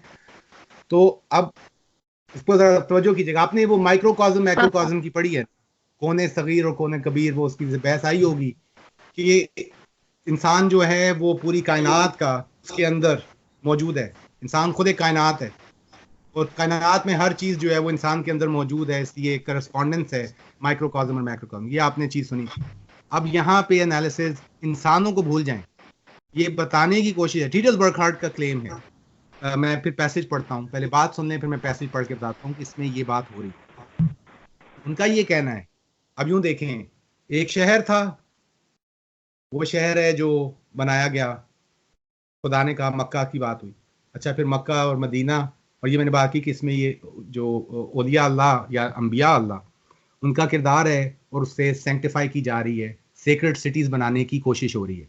यूं ही कह लें, वो बनी नहीं बनी हम मानते नहीं मानते, लोगों की ये ख्वाहिश या कोशिश है, और उनका तसव्वुर है कि ये सिटी क्योंकि इस खुदा के वली ने या नबी पाक की औलाद से कोई था जो सादात का स्टेटस है, इस वजह से it was founded by a secret by a saint. अच्छा, ये चल रहा है, ये अब शहरों पे बात आ गई। अगला उनका क्लेम ये है कि अगर सिटी जो है वो मैक्रोकॉज्म है तो माइक्रोकॉज्म जो है वो घर है।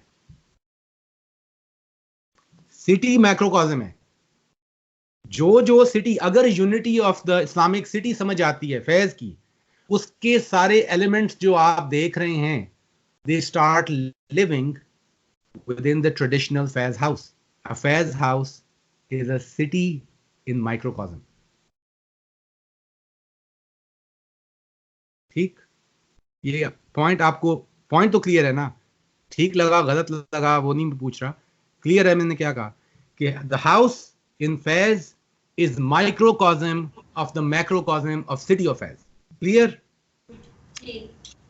अब मैं आपको 2 चीजें दिखाता हूं और मुझे उसके बाद छुट्टी दें, क्योंकि इसके बाद अगर आपको, अब अगर मैं केस नहीं बना सका कि क्या हो क्या रहा है इस किताब में, और आपको बार बार आना पड़ेगा समझने के लिए कि ये किसी और दुनिया की खबर है ये आप, लेकिन आपका विरसा है।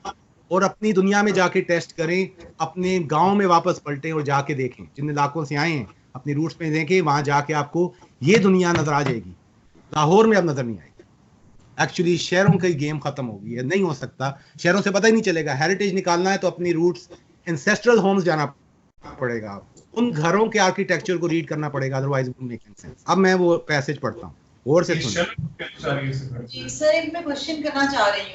जी जी जी बताएं सर। ये कि उधर दफन है उनका, अच्छा, बहुत अच्छी है। अब हिस्टोरिकल सवाल है ना, हिस्टोरिकल और एक स्पिरिचुअल सवाल है। बहुत सारे ऐसे औलिया हैं और अंबिया हैं जिनके मकामात एक से ज्यादा जगह पे हैं। आपको पता है शिया हजरात मुहर्रम के अयाम में अरबाइन के लिए जाते कहाँ हैं? वो तो जा रहे हैं करबला। अच्छा, सर जो है वो कह रहे हैं, सर मुबारक कह रहे हैं कि कायरो में। अच्छा, फिर दमास्कस में एक एक जो बड़े लोग हैं, बड़े बड़े लोग। अच्छा, ये शाह शम्स तबरेज, अभी तो आप छोड़ेंगे तो बड़े लोग आ गए, अब जरा छोटे लेवल पे आए। शाह शम्स तबरेज, आपके पास शाह शम्स तबरेज का मजार कोनिया में मौलाना रूम के 2 मील आगे है, और ये मुल्तान। और जाके जो गर्देजी सादात हैं, शमसी सादात जो हैं, उनसे पूछे, कहते जी यही हैं। कोनिया पहुंचे, कहते जी ये हैं। अब ये हिस्टोरिकल प्रॉब्लम नहीं है, ये बरकत है कि एक से ज्यादा जगह पे उन्होंने अपना जिस तरह भी फ्रेम करें, फैज दिया है, मौजूद है, अपनी प्रेजेंस दी है, अपना हजूर दी है, तालीमात दी है, या अपनी प्रेजेंस दी है। एक से ज्यादा जगह को ओन कर रहा है कोई बंदा। तो इमाम हुसैन कायरो में भी है, इसीलिए मोहब्बत अहले बैत कायरो में बहुत ज्यादा स्ट्रांग है, कायरो नहीं, इजिप्ट में इन जनरल। अब मजे की बात यह है कि वो जो सर मुबारक का क्लेम, वो एक्चुअली फातिमी शिया जो थे, उन्होंने वो they founded the city that's been long lost to people, कि ये एक्चुअली हिस्टोरिकली इस्माइली सिटी है। आगा खानी लाइन नहीं बनती, लेकिन लाइन वही है, इस्माइलियों के जो अर्ली इस्माइली हैं, उन्होंने जब उन्होंने राइज किया है, और 10th सेंचुरी में they were the big power houses. 11th century में कोई नहीं कह सकता था कि इस्लामी दुनिया सुन्नी होगी या शिया होगी, क्योंकि इट वाज इवन स्टीवंस, 50-50 की फाइट थी।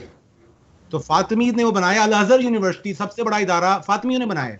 तो उन्होंने उनका सर मुबारक क्लेम किया है कि उनका सर मुबारक, उसके अराउंड उन्होंने कायरो सिटी जो है, काहिर से कहर खुदा, नाम चेक करें, कहर, हम कहते हैं ना खुदा पे तुम्हारा कहर नाजिल हो, उन्होंने कहा जी कायरा है, हम तुम्हें दिखाते हैं खुदा का कहर क्या होता है, हम इस्माइली बताएंगे खुदा का कहर क्या होता है। ये क्लेम्स जो हैं खुदा के नामों से लेके, और ये हैवी हैंडेड नाम, अब शहरों के नाम वो क्यों हैं जो हैं, ये एक अलग इशू है। बच्चा पैदा होता है तो नाम दिया जाता है, पूरा पूरा मोहल्ला, कितनी कंसल्टेंसी चलती है, शूरा बैठती है, लड़ाई झगड़े होते हैं, खानदान टूट जाते हैं बच्चे के नाम पे। शहरों का नाम जो है वो हवाई फायरिंग हो रही है। इस्लामाबाद है, इस्लामाबाद में ये क्लेम है, इस्लामी शहर है, इस्लामी शहर के बाद इस्लामी शहर, यही होता रहेगा। उन्होंने कहा जी हमने करना है तो हम मुसलमान है, बस क्या करें, इस्लामाबाद रखते थे नाम, तो इस्लामाबाद हो गया। तो शहरों के नाम भी, तो खैर आपका पॉइंट बड़ा सिंपल था, हिस्टोरिकली इस पे डिस्कशन करें तो बाकी प्रॉब्लम है। लेकिन एक दूसरा पहलू है रूहानी अंदाज, जो बहुत कॉमन फिनोमेना है। आप जाएं, वो जी कदम मुबारक यहाँ पे है, हाथ उनका है। अब ये वही इश्यूज हैं कि हमारे लिए ये जानना अच्छा, ख्वाब में एक बंदा, आज रात आपको ख्वाब में, ये आलम मिसाल की, आलम ख्याल की बहस आगा फाजिल ने की होगी, इंसान का तखय्युल में एक शख्स 10 जगह पे मौजूद है। क्या ये मुमकिन है हम सातों को आज रात को, किसी भी एक शख्स का जिसको हम तैमूर साहब आज हम सातों के ख्वाब में आ जाए, हमारे लिए पॉसिबल है, इसको कोई लड़ाई नहीं करेगा। सवाल ये है कि ख्वाब की दुनिया को मैं क्या कह रहा हूँ, वो रियल है या नहीं है। तैमूर साहब 7 जगह पे गेस्ट अपीयरेंसेस क्यों दे रहे हैं, वो एक जगह पे क्यों नहीं बैठते? आलम मिसाल और आलम ख्याल में 7 जगह पे गेस्ट अपीयरेंसेस हो सकती है। जिस तरह वो फिल्मी एक्टर है ना, वो 4 फिल्में शूट कर रहे हैं दिन के, तो 4 शूटिंग हो रही हैं, वो 4 कैरेक्टर्स निकले। तो ये पॉसिबिलिटी कि रूहानी की दुनिया जो है और ये समझ उसके अंदर से आ सकती है। ये जो जिस तरह की चीजें आपने हस्तरीस में देखी हैं कि रूहानी उसका फलसफी जो पहलू हैं उनको जब तक नहीं समझा जाएगा, कुछ जो इंटेलेक्चुअल मसाइल हैं वो हमें लगता है रिलीजियस प्रॉब्लम है, ये नहीं हो सकता, वो 2+2 किया 4 नहीं हो रहा, ये 2+2 5 भी निकलेगा, 7 भी निकलेगा, 10 भी निकलेगा, क्योंकि मैथमेटिक्स नहीं हो रही है, ये डिवाइन मैथमेटिक्स है। तो यहाँ पे ये है कि जो बड़ी बड़ी शख्सियात हैं, नबी पाक हर किसी के इधर कभी ख्वाब में उधर आ गए ये हो गए, तो प्रेजेंस ऐसी शख्सियात की कई जगह पे होना तो परहैप्स देयर डेस्टिनी। तो ही ओन्ड कायरो, इनकी जो लैंग्वेज है कि city is owned by a saint, Lahore is owned by Data Sahib. दाता साहब की स्टोरी पढ़े कि दाता साहब लाहौर कैसे पहुंचे, ये स्टोरी पढ़ ले जा, सुनिए, किसी ने मुझे बताएं, रिलेट करें क्या स्टोरी है दाता साहब के लाहौर आना, कहां से आए हैं? बगदाद से आए हैं ना। बगदाद में बंदा बैठा कहता है जी आप उधर चले जाएं, आपका काम यहाँ खत्म, अब वहां पहुंचो। मैंने कहा जी वहां पे तो दूसरे बुजुर्ग, उनका क्या नाम है, जंजी, ये जो हजरत, उनका मजार पे मैं गया हुआ हूँ, ये फहद काज़मी साहब भी यहाँ आते हैं जो जी बाबा फरीद नहीं, ये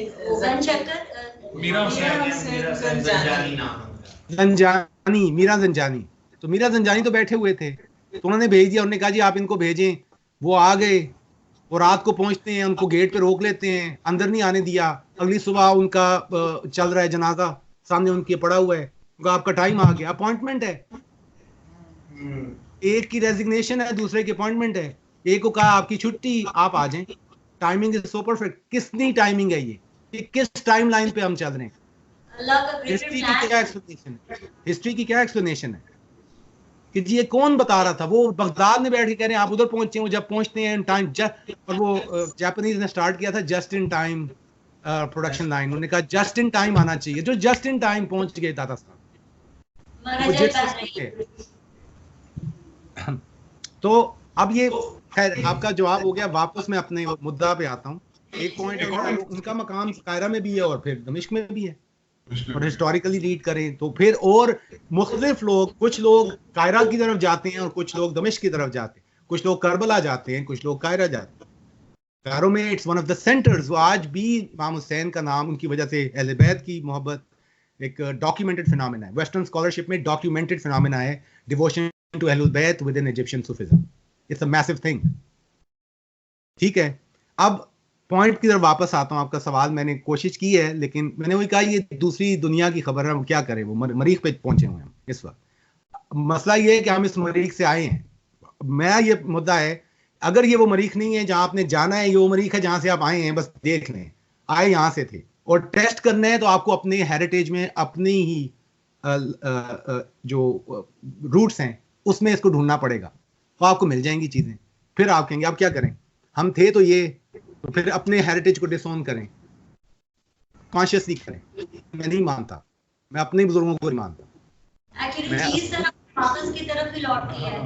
कंग फू अच्छा है ना, ये देखें आपने आसान कर दिया, हम सब कंग फू पांडे हैं, या फिर हम पांडे हैं, वो जो कहते हैं पांडे पांडा, वो पांडे हैं या पांडा, कंग फू पांडा या पांडा, दोनों में से कोई एक चीज। दरियाए शरीयत और दरियाए तरीकत जहाँ मिल रहे हैं, तो वहीं पे सेंट भी आते हैं, वहीं पे प्रॉफिट्स भी आएंगे, क्योंकि वही बात है कि मरजल बहरीन है। तो आप जहाँ पे भी किसी सेंट की बस्ती को देखेंगे तो वो आबाद होगी, और बस्तियाँ आपको पता है कि दरियाओं के किनारे ही आबाद होती है।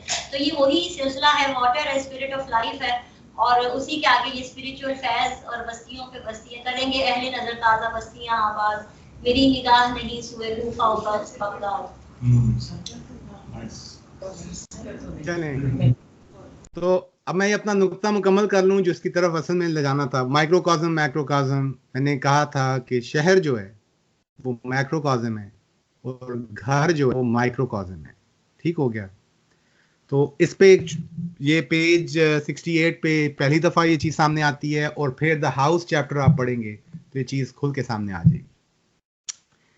तो वो कहते हैं कि द पैराग्राफ कहते हैं रेजिडेंशियल डिस्ट्रिक्ट्स अराउंड सेंटर, यहाँ से शुरू हो रहा है पैराग्राफ। आगे चल के कहते हैं this type of domestic architecture not merely suits the African climate, more importantly it is founded on the Islamic conception of the family as an inviolable sanctuary. अच्छा, फैमिली सेक्रेड होगी, अब नेक्स्ट लेवल चले गए, city sacred, family भी inviolable century है। Family भी ऐसे ही है जैसे, फैमिली के अंदर आना भी ऐसे ही है जैसे सेंचुरीज के अंदर आना, जैसे हरम में आना, उसके आदाब हैं, आना है या नहीं आना। क्यों? हरम और हराम और एहराम ये सारे हरम से आए हैं। कोई चीज हराम है क्योंकि उसकी हुर्मत है, वो उसमें जब तक सैंक्टिटी नहीं है वो हराम होने का ताल्लुक हुर्मत से है। ये मैं बता रहा हूं कि ये रूट के अंदर है। तो फैमिली जो है वो भी इनवायलेबल सेंचुरी है। तो कहते हैं, अब ये सुने line, as an enclose cell the Moorish house bears witness to the fact that the unity indwelling in the Islamic community is completely present in each of its individual parts. घर family एक part है। Unity अगर surrounded, उस level पे, scale पे अगर unity चल रही है, सिटी के लेवल पे यूनिटी, फैमिली और घर के लेवल पे यूनिटी, माइक्रोकॉज्म मैक्रोकॉज्म सेम फिनोमेना। उनका ये क्लेम है कि जो आर्किटेक्चर भी आप देखेंगे, जो चीजें आप उसका आर्किटेक्चर देखें, रहन सहन देखें, अंदाज पहना रहन सहन पहन सब कुछ देखें, आपको दिखाई देगा कि ये एक ही मुख्तलिफ लेयर्स पे एक ही चीज ऑपरेट कर रही है। अब आपको वह फास्ट फॉरवर्ड करें, फिल्में भी ये फास्ट फॉरवर्ड करके देखी जाती हैं आजकल, तो पढ़ाई भी फास्ट फॉरवर्ड पे चल रही है। आप आ जाएं पेज, एक पैसेज बस दिखाता हूं और वहां पे मैं रोक लूंगा, उसके बाद डिस्कशन आप खुद कर लें। पेज 105, ठीक है। अब ये हाउस पे बात हो रहा है, पूरा पैसेज जो है वो 105 पे। पैसेज प्लीज तवज्जो से सुने आप। तो मैंने जो सारी बात की है ये उसका खुलासा है, एक एंगल से आपको दिखाने की कुछ कोशिश की है, बाकी एंगल्स आपको ढूंढने पड़ेंगे। Page 105, The Islamic house is not merely a world on its own. It is a universe transformed into a crystal. It is in this way that it is symbolically described in Oriental legends with its four direction, the vault of heaven high above it, and the gushing fountain at its centralmost. Gushing fountain in the center, open to the sky, open to the transcendence, four walls. In some ways मक्का के बीच में fountain है, चार दीवारी है, और ऊपर से open to heaven, microcosm of the microcosm of the microcosm. अब वो कहते हैं, ये फेमिनिस्ट को उसमें बताया था बहुत गुस्सा आना चाहिए, अगर नहीं आया तो फिर फेमिनिस्ट नहीं। क्लेम ये है कि दो दुनियाएं हैं, एक दुनिया घर के बाहर है और घर एक खुद दुनिया है, घर औरत की दुनिया है, and it's a complete world unto itself. और मर्द उसमें at best and at worst एक मेहमान की तरह दाखिल होता है, औरत का मेहमान बन के आता है। ममलिकत खातून की है, इसको ट्रैक कर लें। इसके अंदर पहले क्लेम ये हुआ है दो दुनियाएं, माइक्रोकॉज्म निकला, फिर दो दुनियाओं की, लेकिन ये टेंशन नहीं है, हर चीज रेप्लिकेट हो रही है। पीछे जाएं तो वो फिर अच्छा नोमैडिक, और अब आपने याद होगा जलाल और जमाल की बहस बहुत चली होगी, खुदा की जलाली सिफात, खुदा की जमाली सिफात। वापस पलटाता हूं, हम इतना अंदर आ गए ना, अब सिटी से बाहर निकाल रहा हूं, हाउस से छोड़े, बाहर निकलते जाएं। अब आप शहर से बाहर निकल गए, क्या कह रहे हैं? शहर जो है खुदा के जमाल की रिफ्लेक्शन होगा, नोमैडिक एग्जिस्टेंस खुदा के जलाल की रिफ्लेक्शन होगा। इसलिए जब वो हार्मनी में है तो इस्लामिक सिविलाइजेशन वर्क्स। जब एक चीज डोमिनेट करेगी, जब ये शहरी लोग डोमिनेट करेंगे, जब ये डांस प्रॉपर नहीं होगा, प्रॉपर टैंगो नहीं हो रहा, तो फिर खिचड़ी पकेगी। आप पूरा बाहर चले जाएं और आप फिर पूरा अंदर, उन्हीं प्रिंसिपल्स को, अब इनका क्लेम है, मैसिव क्लेम्स हैं ये, मैसिव मैसिव मैसिव। लेकिन जब तक, अब मेरा फाइनल पॉइंट मैं यहां रोक देता हूं, कि जब तक एक्सपीरियंशियली, जब अपने खुद आप शाहिद नहीं है, आपको अगर ये चीज नजर नहीं आती, जब आप देखने जाते हैं और आपकी अपनी शहादत नहीं है। हमारे यहाँ बड़ी बहस होती है, आपने सुना होगा, शहादत पे हमने कहा ना, उन्होंने कहा होगा आगा साहब ने, ला इलाहा इल्लल्लाह को सूफिया ने ट्रांसलेट किया तो वादत वजूद बन गया, मोहम्मद रसूलुल्लाह को ट्रांसलेट किया तो उसको बना दिया इंसानुल कामिल। अशहदु की ट्रांसलेशन नहीं हुई अभी, I have to bear witness. अब ये बेयरिंग विटनेस क्या होता है? शहादत देने का क्या मतलब है? शहादत और फिर शहीद होना, अपनी शहादत में शहीद होंगे आप तो काम मुकम्मल है। तो अगर आप इसकी शहादत लेके आते हैं कि ये जो कह रहे हैं, आई बेयर विटनेस कि हाँ लाहौर जो है, ये जो पुरानी जगह हैं, ये जो बात हो रही है हमारे विरसे में, ये चीज़ें, this is true, what he is saying is true, it's true और इट्स नॉट ट्रू। ये थ्योरेटिकल डिस्कशन नहीं हो सकती है, ये या तो रियलाइज होगा, कोई जाके डिस्कवर करे, हाँ मुझे नजर आ रहा है, मुझे नजर आता है औलिया की नजर आती है, cities were founded by sets, मुझे नजर आता है कि ये को फाउंडर्स थे। को फाउंडर्स ये कह रहा हूं क्योंकि अगर मक्का बन रहा है, क्लियर है, खुदा कह रहा है मैं बनाऊंगा, बना तो नबी रहा है। इसका मतलब है कि नबी और मनशा खुदा कहीं मीट करते हैं, नबी का एक्ट जो है वो मनशा खुदा से आइडेंटिफाइड है, वो इसकी एक्सटेंशन है, उसी को एक्सटेंड करके औलिया पे डाला जा रहा है। तसव्वुफ की पूरी रवायत ये कह रही है कि खुदा की इंशा जो है वो अंबिया के थ्रू, औलिया के हाथों से, आगे कोई खुदा ने खुद नहीं उतरना, उसने एजेंट्स भेजे हैं, उसके एजेंट्स हैं। आजकल एजेंसीज खुली हुई हैं, ये भी एजेंट्स हैं, एजेंसीज हैं, और फिर टेरिटोरीज हैं, और सॉवरेनिटी है, फिर फाउंडिंग सिटीज, फिर अपॉइंटमेंट्स हो रही हैं। वहां जी दादा साहब आप उधर पहुंच जाएं, उस्मान हजवेरी आप तो जाएं वहां पे, आगे बंदा चला गया, अपॉइंटमेंट चेंज हुई है, अपॉइंटमेंट्स हो रही है, पूरा एक डिवाइन इंस्टीट्यूशन है जो आर्टिकुलेटेड है तसव्वुफ के अंदर। ये हायरार्की, कुतुब हैं, अब्दाल हैं, ये पूरी लिस्ट दी हुई है।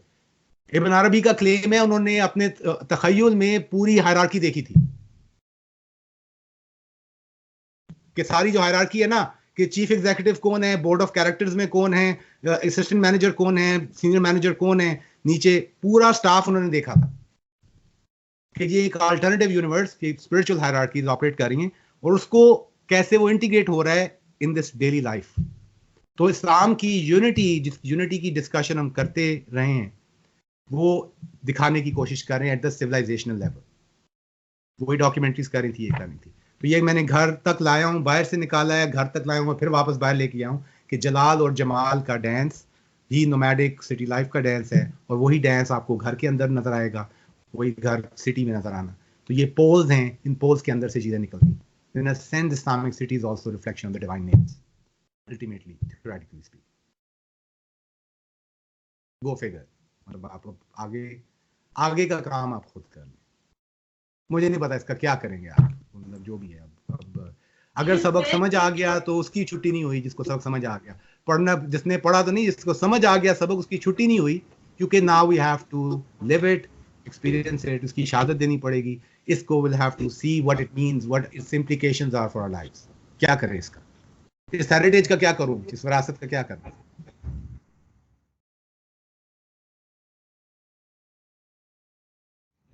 चलें जी। मेरे एक दो कमेंट्स और एक दो क्वेश्चंस हैं, वो काफी देर से मैंने होल्ड किया था जस्ट एंड में करने के लिए। पहला तो ये था कि आपने डेजर्ट और nomadic city life, nomadic life आप कह रहे थे, तो उस पे कमेंट है छोटा, वो जिसमें इकबाल का शेर है कि फितरत के तकाजों की करता है निगहबानी, या बंदा सहराई या मर्दे गुलिस्तानी। तो प्रोबब्ली ये वही फिलॉसफी है जो इकबाल ने भी अपनी शायरी में इवन इन 20th सेंचुरी में की है। और वो जो दूसरा आप इस्लामाबाद का किया था, इस्लामाबाद, तो I heard from many people कि वो कहते हैं कि बड़ी इमाम साहब जो थे, उन्होंने ये क्लेम किया कि ये जिस जगह पे मेरा मज़ार बनेगा उसके पास एक शहर आबाद होगा, और वो शहर जो है बेसिकली इस्लाम की निशात सानिया का सेंटर बनेगा। It will be the power centre of the world, वो इस्लाम की जो सेकंड कमिंग होगी। तो प्रॉब्ली उसके हिसाब से फिर on a lighter note probably Pakistan के हालात अच्छे होंगे। अच्छा चलिए, इसका मतलब है आप ये क्लेम कर रहे हैं कि फिर अथॉरिटी उन्हीं की है, वो फिर भी कोशिश करते हैं तो पीछे वो ही निकलते हैं, पीछे जो प्लेयर जो हैं, बिहाइंड द सीन प्लेयर वो ही हैं। आप ये क्लेम करें फ्रॉम पीपल। अच्छा, जो क्वेश्चन मेरा था वो दो तीन क्वेश्चन हैं। पहला तो ये था कि आपने जिस तरह वो कहा कि ये टेरिटरी का कॉन्सेप्ट है कि ये भी टेरिटरी है, तो वो गार्डियनशिप भी तो हो सकती है। हाँ, गार्डियनशिप कहें, टेरिटरी कहें, सॉवरेनिटी करें। मैंने कहा इसको समझने की जरूरत है क्योंकि ये चीजें मौजूद हैं, ये इन टेक्स्ट के अंदर, इस हिस्ट्रीज के अंदर, पॉपुलर लेजेंड्स के अंदर, और थ्योराइज भी हैं। तो कह रहा हूँ कि इसको अब आप फ्रेम करते रहे। मैं इतनी निटी-ग्रिटीज में जाता नहीं हूँ, फायदा कोई नहीं। मेरी ऐसा नहीं है, मेरी राय नहीं है, ऐसा नहीं है, राय नहीं है, लेकिन रेलेवेंट है। पॉइंट ये है कि ये फिनोमिना है, इसको देखें, आप देख के जाएं, फिलोसफाइज करें, जाएं, समझें। आप नहीं गार्डियनशिप है रिजवान साहब, ये गार्डियनशिप का जी ठीक है, वलायत है ना लफ्ज, वली के पीछे वलायत खड़ा है। विलायत के 7 तर्जुमे तो मैंने देखे हैं। विलायत प्रोटेक्शन भी है, आप कहते हैं ना वली है, फलां का वली, गार्डियन है। वली का मतलब दोस्त का भी है। वली का जिस तरह विलाया वो एक इंस्टीट्यूशन है, पावर है, यही मानी है उसके। अब वो वली हैं, ये खुदा कुरान में कह रहा है औलिया अल्लाह एक कैटेगरी है कुरान में, इसलिए औलिया इस्तेमाल होता है। किसी ने सोचा है खुदा का दोस्त ये क्या कहते हैं, ये कुरान क्या बात हो रही है? खुदा दोस्ती करता है। अच्छा, दोस्ती क्या होती है? अपने दोस्तों से शुरू करें, पहले दोस्ती समझें, फिर औलिया अल्लाह क्या होता है। मैंने नहीं, अच्छा फिर बाद में ये भी छोड़े कौन है, पहले समझ लें खुदा ने कहा है औलिया अल्लाह, और उनको कुछ दे दी है डिस्क्रिप्शन, ये होते हैं जी औलिया अल्लाह। उनको हुज़न नहीं होता, उनको फिक्र नहीं, उनको तकलीफ दुख नहीं है। अच्छा क्या मतलब खुदा का दोस्त? दोस्त नहीं, खुदा के दोस्त, क्या मतलब? दोस्त कौन होता और खुदा दोस्ती कैसे कर सकता, क्या मतलब?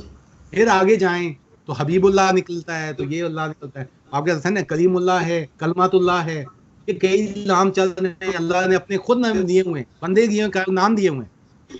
अब फिर मैंने कहा सिटी का नाम जो मर्जी रख लें, नहीं नाम इतनी छोटी गेम है।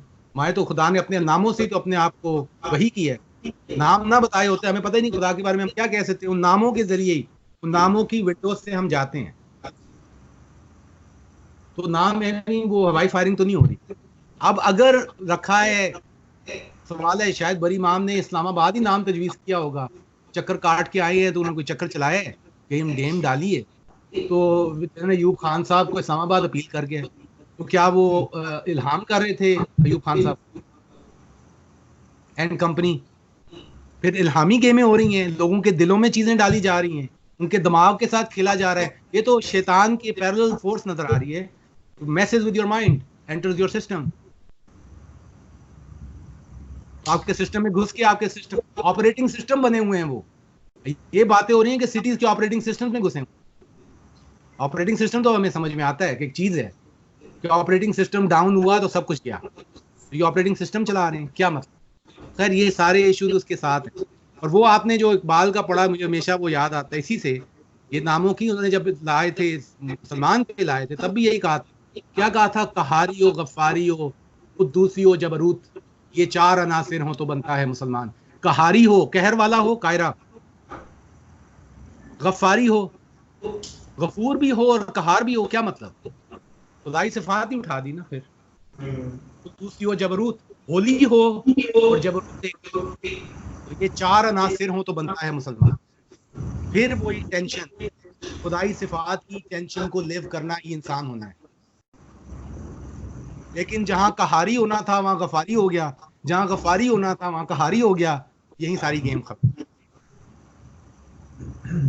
ईवल ये है कि कहारी होना था गफारी हो गया, गफारी होना, कुदूसी होना था तो जबरूती हो गया, जबरूती होना था कुदूसी हो गया, वगैरह वगैरह।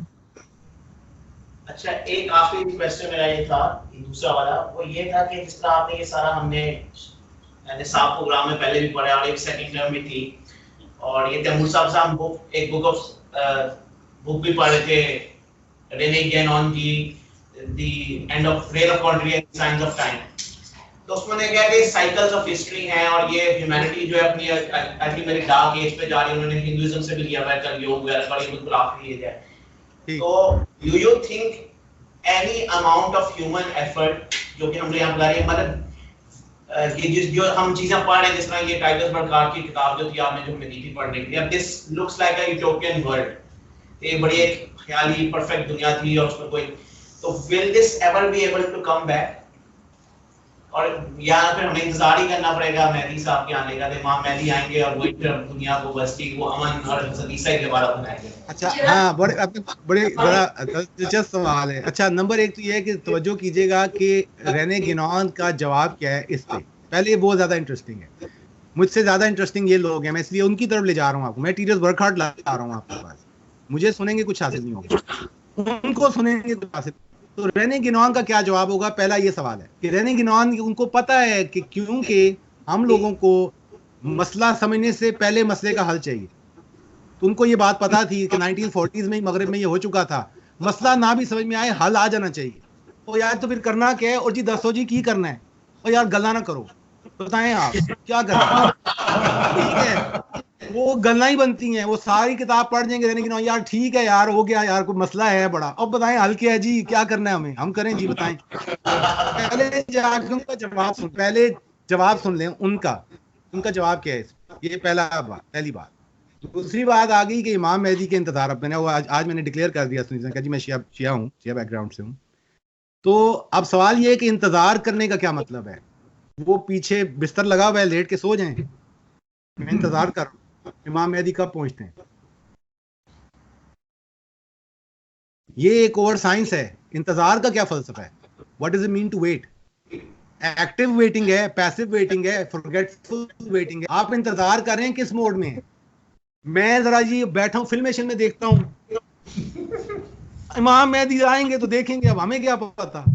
सवाल ये है कि इंतजार के पीरियड में शिया ट्रेडिशन के अंदर तो ये बहुत बड़ा इशू है कि इंतजार करने का क्या तरीका है। आप कहेंगे कि शियत में रूहानियत के लेवल पे जो मेजर डिफरेंस है सुन्नी और सूफी इस्लाम से, वो ये है कि वो इंतजार से बर्डन है, क्योंकि वो कहते हैं कि जो हुज्जतुल्लाह, proof of God has to come, और हम उसके इंतजार में। अब हमें क्या करना है? इंतजार करने का जो चैलेंज है। क्योंकि थोड़ा सा ट्राई करें, कल सुबह ट्राई करें, दोस्त को बुलाएं 7 बजे, मोस्ट अनप्रेडिक्टेबल फ्रेंड जिसकी कोई गारंटी नहीं है, जाके खड़े हो जाएं गली के ऊपर, 7 बजे खड़े हो जाएं।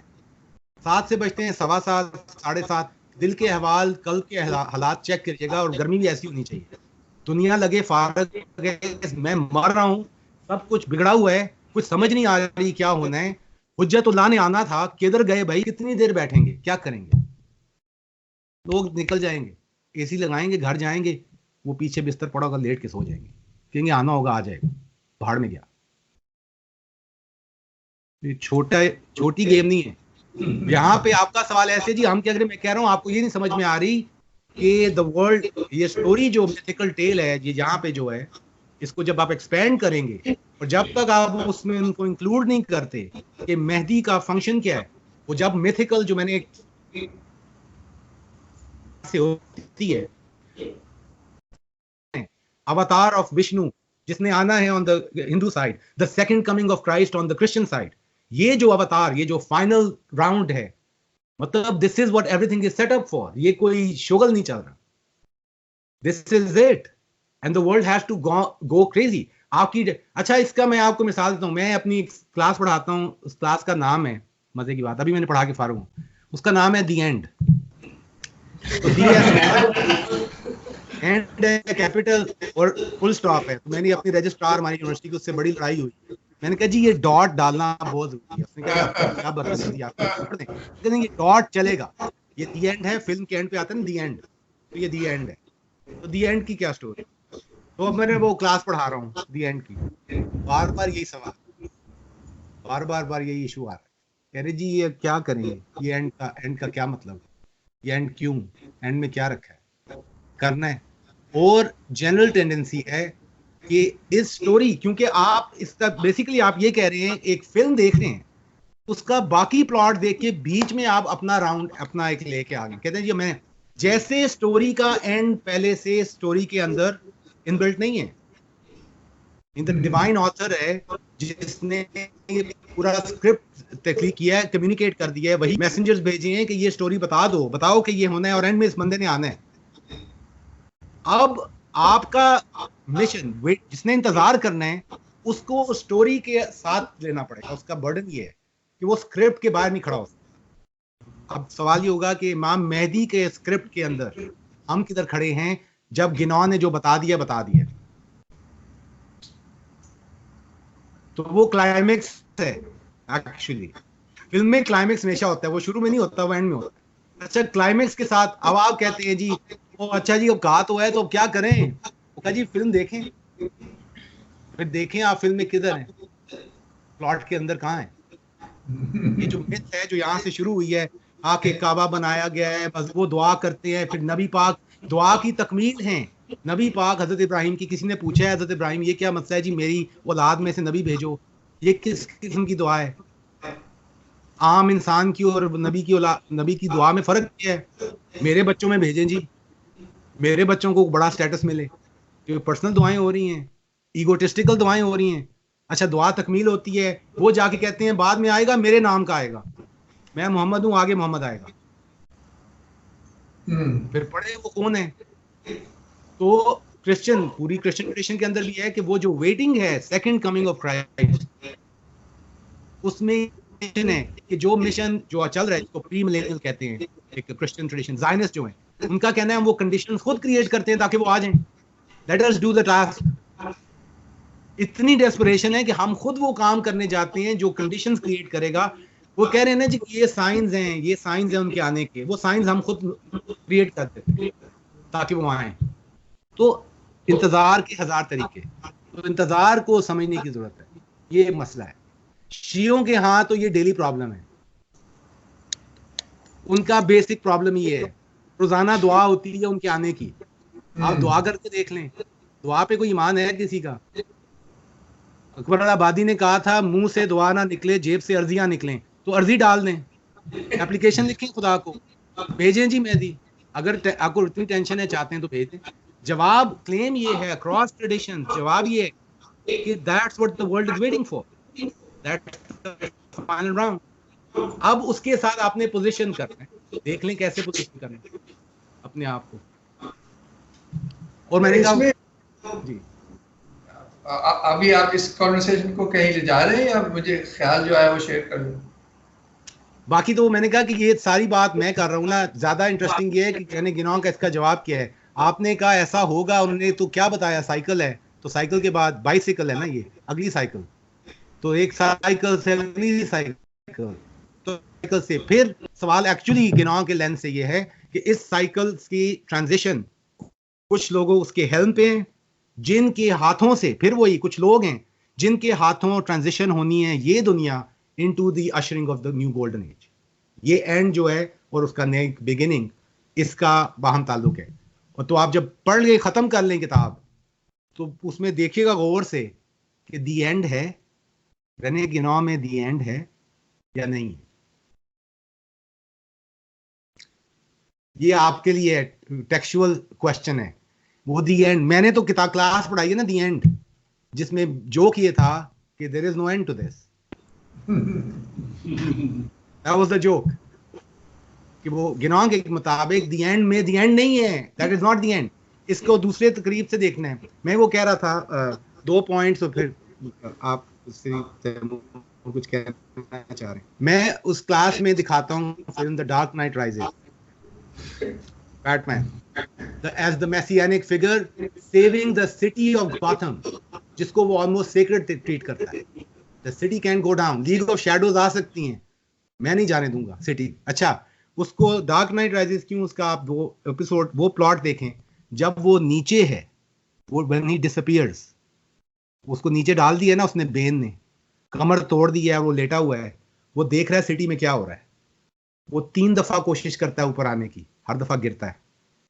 पूरा जो सेटअप था वो ये था कि audience will experience the desperation that the Gotham city has for return of the Batman. अब इससे बड़ी मैं मैसियानिक फिल्म कहां से लेके आऊं? और वहां क्लेम हो रहा है अगर बैटमैन नहीं आता गॉथम सिटी कुछ नहीं हो सकता, इट्स ओवर। पूरी स्टेट मशीनरी है, फिर पीछे एक बंदा खड़ा है। ये मॉडर्न मिथ्स चल रही हैं, सुपर हीरोज की मिथ्स यही चल रही हैं कि पूरी स्टेट मशीनरीज है, अमेरिका जैसी super power, Gotham city American New York है, सब कोई कुछ नहीं कर सकता। The real deal is the Batman, और वो राइज करेगा तो सब कुछ हो, ही सेव्स द सिटी। ये एक स्टोरी आपके लिए। अब ये कहानी वही कहानी है, कह लें तो क्रिश्चियन है, कह लें तो मुस्लिम है, कहें तो ये कल्कि वाले हैं। ये पॉइंट छोटा जी, सही आप कुछ कह रहे नहीं, सही है। तो वो हमारे लिए जनरली ये जो अब मॉडर्न वर्ल्ड के बाद उसकी जो एस्केटोलॉजिकल डिमेंशन है, जो आखिर वक्त का जो मसला है उसमें एक्चुअली इमाम मेहदी का character is an after thought. हम उसके प्लॉट के इम्प्लीकेशन में कहना प्लॉट अगर आप रिकग्नाइज करते हैं कि आप आखिरी टाइम में बैठे हैं तो फिर उनका कैरेक्टर जो है takes centre stage actually has to in some way. लेकिन उनके साथ अगर उन्होंने ये करना है, सवाल ये है कि हमने क्या करना, ये एक्चुअली $1 मिलियन क्वेश्चन है। उनके साथ क्या करना है और वहां पे जब आप जाते हैं, मैं ऐसे टेक्स्ट पढ़ता हूँ, ऐसे टेक्स्ट पढ़ाता हूँ, वहां पे जब आप उस सारी ट्रेन को देखेंगे, इस सवाल को लेके जाएं कि मसलन इमाम ने आना है, इमाम मेहदी ने आना है, तो इस टाइम में हमने क्या करना है, आप चक्कर काट के जाएंगे तो तसव्वुफ की जो कोर जो सेंसिबिलिटीज हैं और जो ड्राइविंग आर्ग्यूमेंट्स हैं वही निकलेंगे कि आप इसका अब एंगल है, आप किस ट्रेडिशन के अंदर से फ्रेम करें कि जी शिया ट्रेडिशन से करेंगे be worthy of being his Ansar. 313 है उनके, 313 उनके हेल्पर्स हैं। ये सुन्नी शिया बहस नहीं है, दोनों ट्रेडिशन में मौजूद 313 है। 313 में शामिल होंगे या नहीं होंगे? अच्छा, 313 में होने वाले ऑलमोस्ट सेंट्स हैं। इब्न अरबी का पूरा टेक्स्ट है अंसारे इमाम ज़मान कौन है, उनकी आप डिस्क्रिप्शंस पढ़ें, वो मिरेकल्स करते हैं, वो मोइज़ात करते हैं, वो बड़ी इमाम शमाम सारे पीछे रह जाएंगे, वो बहुत बड़े लोग हैं, वो मोइज़ात करमात करने वाले लोग हैं, ये उनके फॉलोअर्स हैं, ये वो नहीं है। अभी जैसे हजरत ईसा पलट के वापस आ रहे हैं, ये क्यों आ रहे हैं भाई, इनका क्या काम है? तो एक ये पूरी डिमेंशन है एस्केटोलॉजी जो नैरेटिव का हिस्सा है, हम उसको उस पे पैसिवली खड़े हैं। शिया ट्रेडिशन पे एक्टिव है, that doesn't mean it gives you everything, लेकिन it points to another dimension of the plot. ये शुरू यहाँ से कहानी हुई और यहाँ तक जानी है, अब ये आपका पूरा प्लॉट है, उसके अंदर से ट्रीट करें, प्लॉट के अंदर से हम समझते हैं चीजों। तो ये एक डिमेंशन है, लेकिन जब उनकी सिफात आप देखेंगे तो everyone is called to, again वो पीछे जाएंगे तो तज़किया नफ्स की बहस निकलाएगी, अपने आप को purify, only the pure ones are out. और यह जाएंगे तो क्योंकि एंड हमेशा बिगिनिंग से कनेक्टेड होता। अब बिगिनिंग में आपने वो जाओ, दोबारा मेरा टेक्स्ट पढ़िएगा, उसमें एक नुक्ता है, वो कहता है खुदा जब वो कहता है ना, वो कहते हैं क्या कह रहे हैं, फरिश्तों को नहीं पता था, फरिश्तों ने कहा जी ये क्या बदतमीजी, किस किस्म की चीज आप पेश कर रहे हैं, हमें ना करें, इन्होंने कितनी तबाही लगानी है। फिर शैतान ने चैलेंज किया था, जाके वो वर्सेस दोबारा देखें, मैंने एग्जैक्टली कुरानिक पैसेजेस को पैराफ्रेज किया। वो कहते हैं जी क्या, उन्होंने कहा कि अच्छा, शैतान ने कहा मैं छोड़ूंगा नहीं, मैं आगे से आऊंगा, पीछे से आऊंगा, दाएं से आऊंगा, बाएं से आऊंगा। बच के किधर जाते हैं? जवाब दे रहे हैं हाँ ठीक है, लेकिन मेरे कुछ लोग, it's always about those few once. अब सवाल ये, वो फ्यू वंस कहां से आते हैं? जाएं, सोचें, पढ़ें वो वर्सेस। हमेशा उस आर्गुमेंट में मेरे कुछ लोग हैं, उनको नहीं ला सकते, बाकी कर लो ट्राई, बाकी वैसे ही भेड़ बकरियां, कोई मसला नहीं। मेरे वो जो कुछ लोग हैं ना, वो कुछ लोगों पे बात, वो पीरी, मैंने कहा बिगिनिंग में देखें, बिगिनिंग में कुछ लोग हैं और एंड में 313 एक के साथ खड़े हैं, कुछ ही लोग हैं। करबला बीच में है तो 72 लोग हैं, कुछ ही लोग हैं खड़े हैं, सब मुसलमान थे, ठीक है। सुबह नमाज पढ़ी, दरूद भेजा आले मोहम्मद पे, जाके आले मोहम्मद नबी के नवासे का गला काट के आके फिर नमाज पढ़ी, उन पे दरूद भेज दिया। ब्यूटीफुल, परफेक्ट मेटाफोर है इंसानियत का। तो ये बिगिनिंग और एंड जो है, इसमें आपको एक ही आर्गुमेंट नजर आ रहा है कि कुछ लोग हैं, वो जाएं उस डिबेट को देखें जो शैतान और खुदा के दरमियान में हो रही। वो कहता है ठीक है सबको करोगे, मेरे कुछ लोग हैं उनको टच नहीं कर सकते।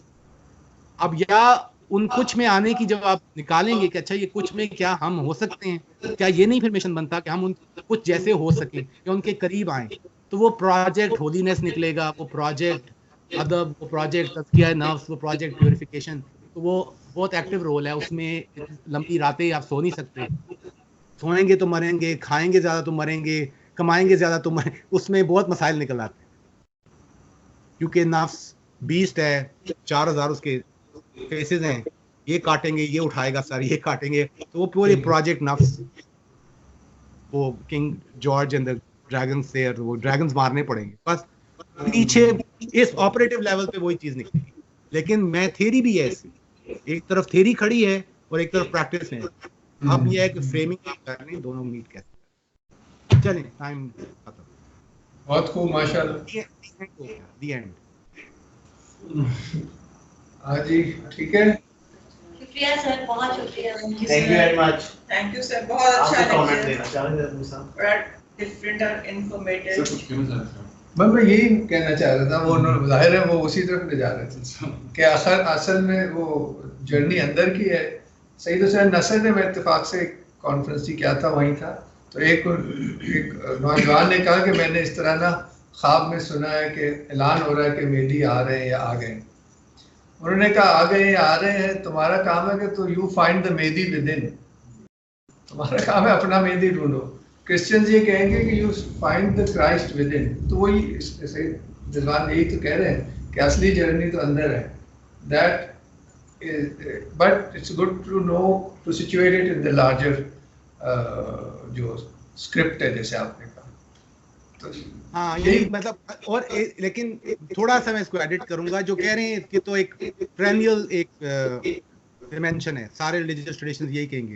वो कहते हैं जन्नत चाहिए, find the garden with in. जो मांगते हैं ना, आप कहते हैं खुशी चाहिए, find the happiness with in. आपको पीस चाहिए, find the peace with in. सब कहेंगे। इसमें माइक्रोकॉज्म मैक्रोकॉज्म, ये भी बार बार हम बात करें, इसकी एक और डिमेंशन है। इनसाइड आउट और आउटसाइड इन की गेम है। ये दो वर्ल्ड जो हैं, दे डोंट स्टैंड इंडिपेंडेंट। मसलन यही डॉक्टर नसर की बात कर रहे हैं, वो कहते हैं इकोलॉजिकल क्राइसिस है आज दुनिया में, तो वो कहते हैं कि ये it's a manifestation of the pollution within, तो उसकी आउटर प्रोजेक्शन है। Macrocosm will not stand independent of the microcosm. तो ये सिर्फ अंदर की गेम नहीं है, ये मेरी डिसएग्रीमेंट है तैमूर साहब से, कि ये सिर्फ अंदर की गेम नहीं है। अंदर की game meets the outer game and the outer game configures the inner game. इसलिए शहर ऐसे होंगे तो घर ऐसे होंगे, घर ऐसे होंगे तो शहर ऐसे होंगे। ये इनसाइड आउट, ये डांस है। मैं बार बार डांस की बात, मैंने शुरू ही टॉक डांस से की, खत्म भी डांस पे। माइक्रोकॉज्म मैक्रोकॉज्म का डांस है। हमें लगता है हमारे इनर एक्ट्स एक्सटर्नली उनका कोई इम्प्लीकेशन नहीं है, हमें लगता है जो बाहर हो रहा है उसकी हमारे इनर सेल्फ के लिए इम्प्लीकेशंस। तो ये जहाद है, जहाद है कि अपने अंदर से बाहर को ट्रांसफॉर्म करें और बाहर से अंदर को ट्रांसफॉर्म करें। तो मैं इससे ये डिस्कनेक्ट नहीं मानता, ये एक्चुअली सीरियस इम्प्लीकेशंस है। इसलिए मेहदी बाहर और मेहदी विद इन, जो भी आप चीज लाएंगे उसकी रिफ्लेक्शन है, क्योंकि this is how God made everything, this is the unleashing of the being. बहुत खूबसूरत। Outside in, inside out. इसके बाद आप बात नहीं कर सकते। Thank you very much. चलें जी, बहुत खूबसूरत। हम वैसे खुदा हाफिज। अल्लाह हाफिज। अल्लाह हाफिज।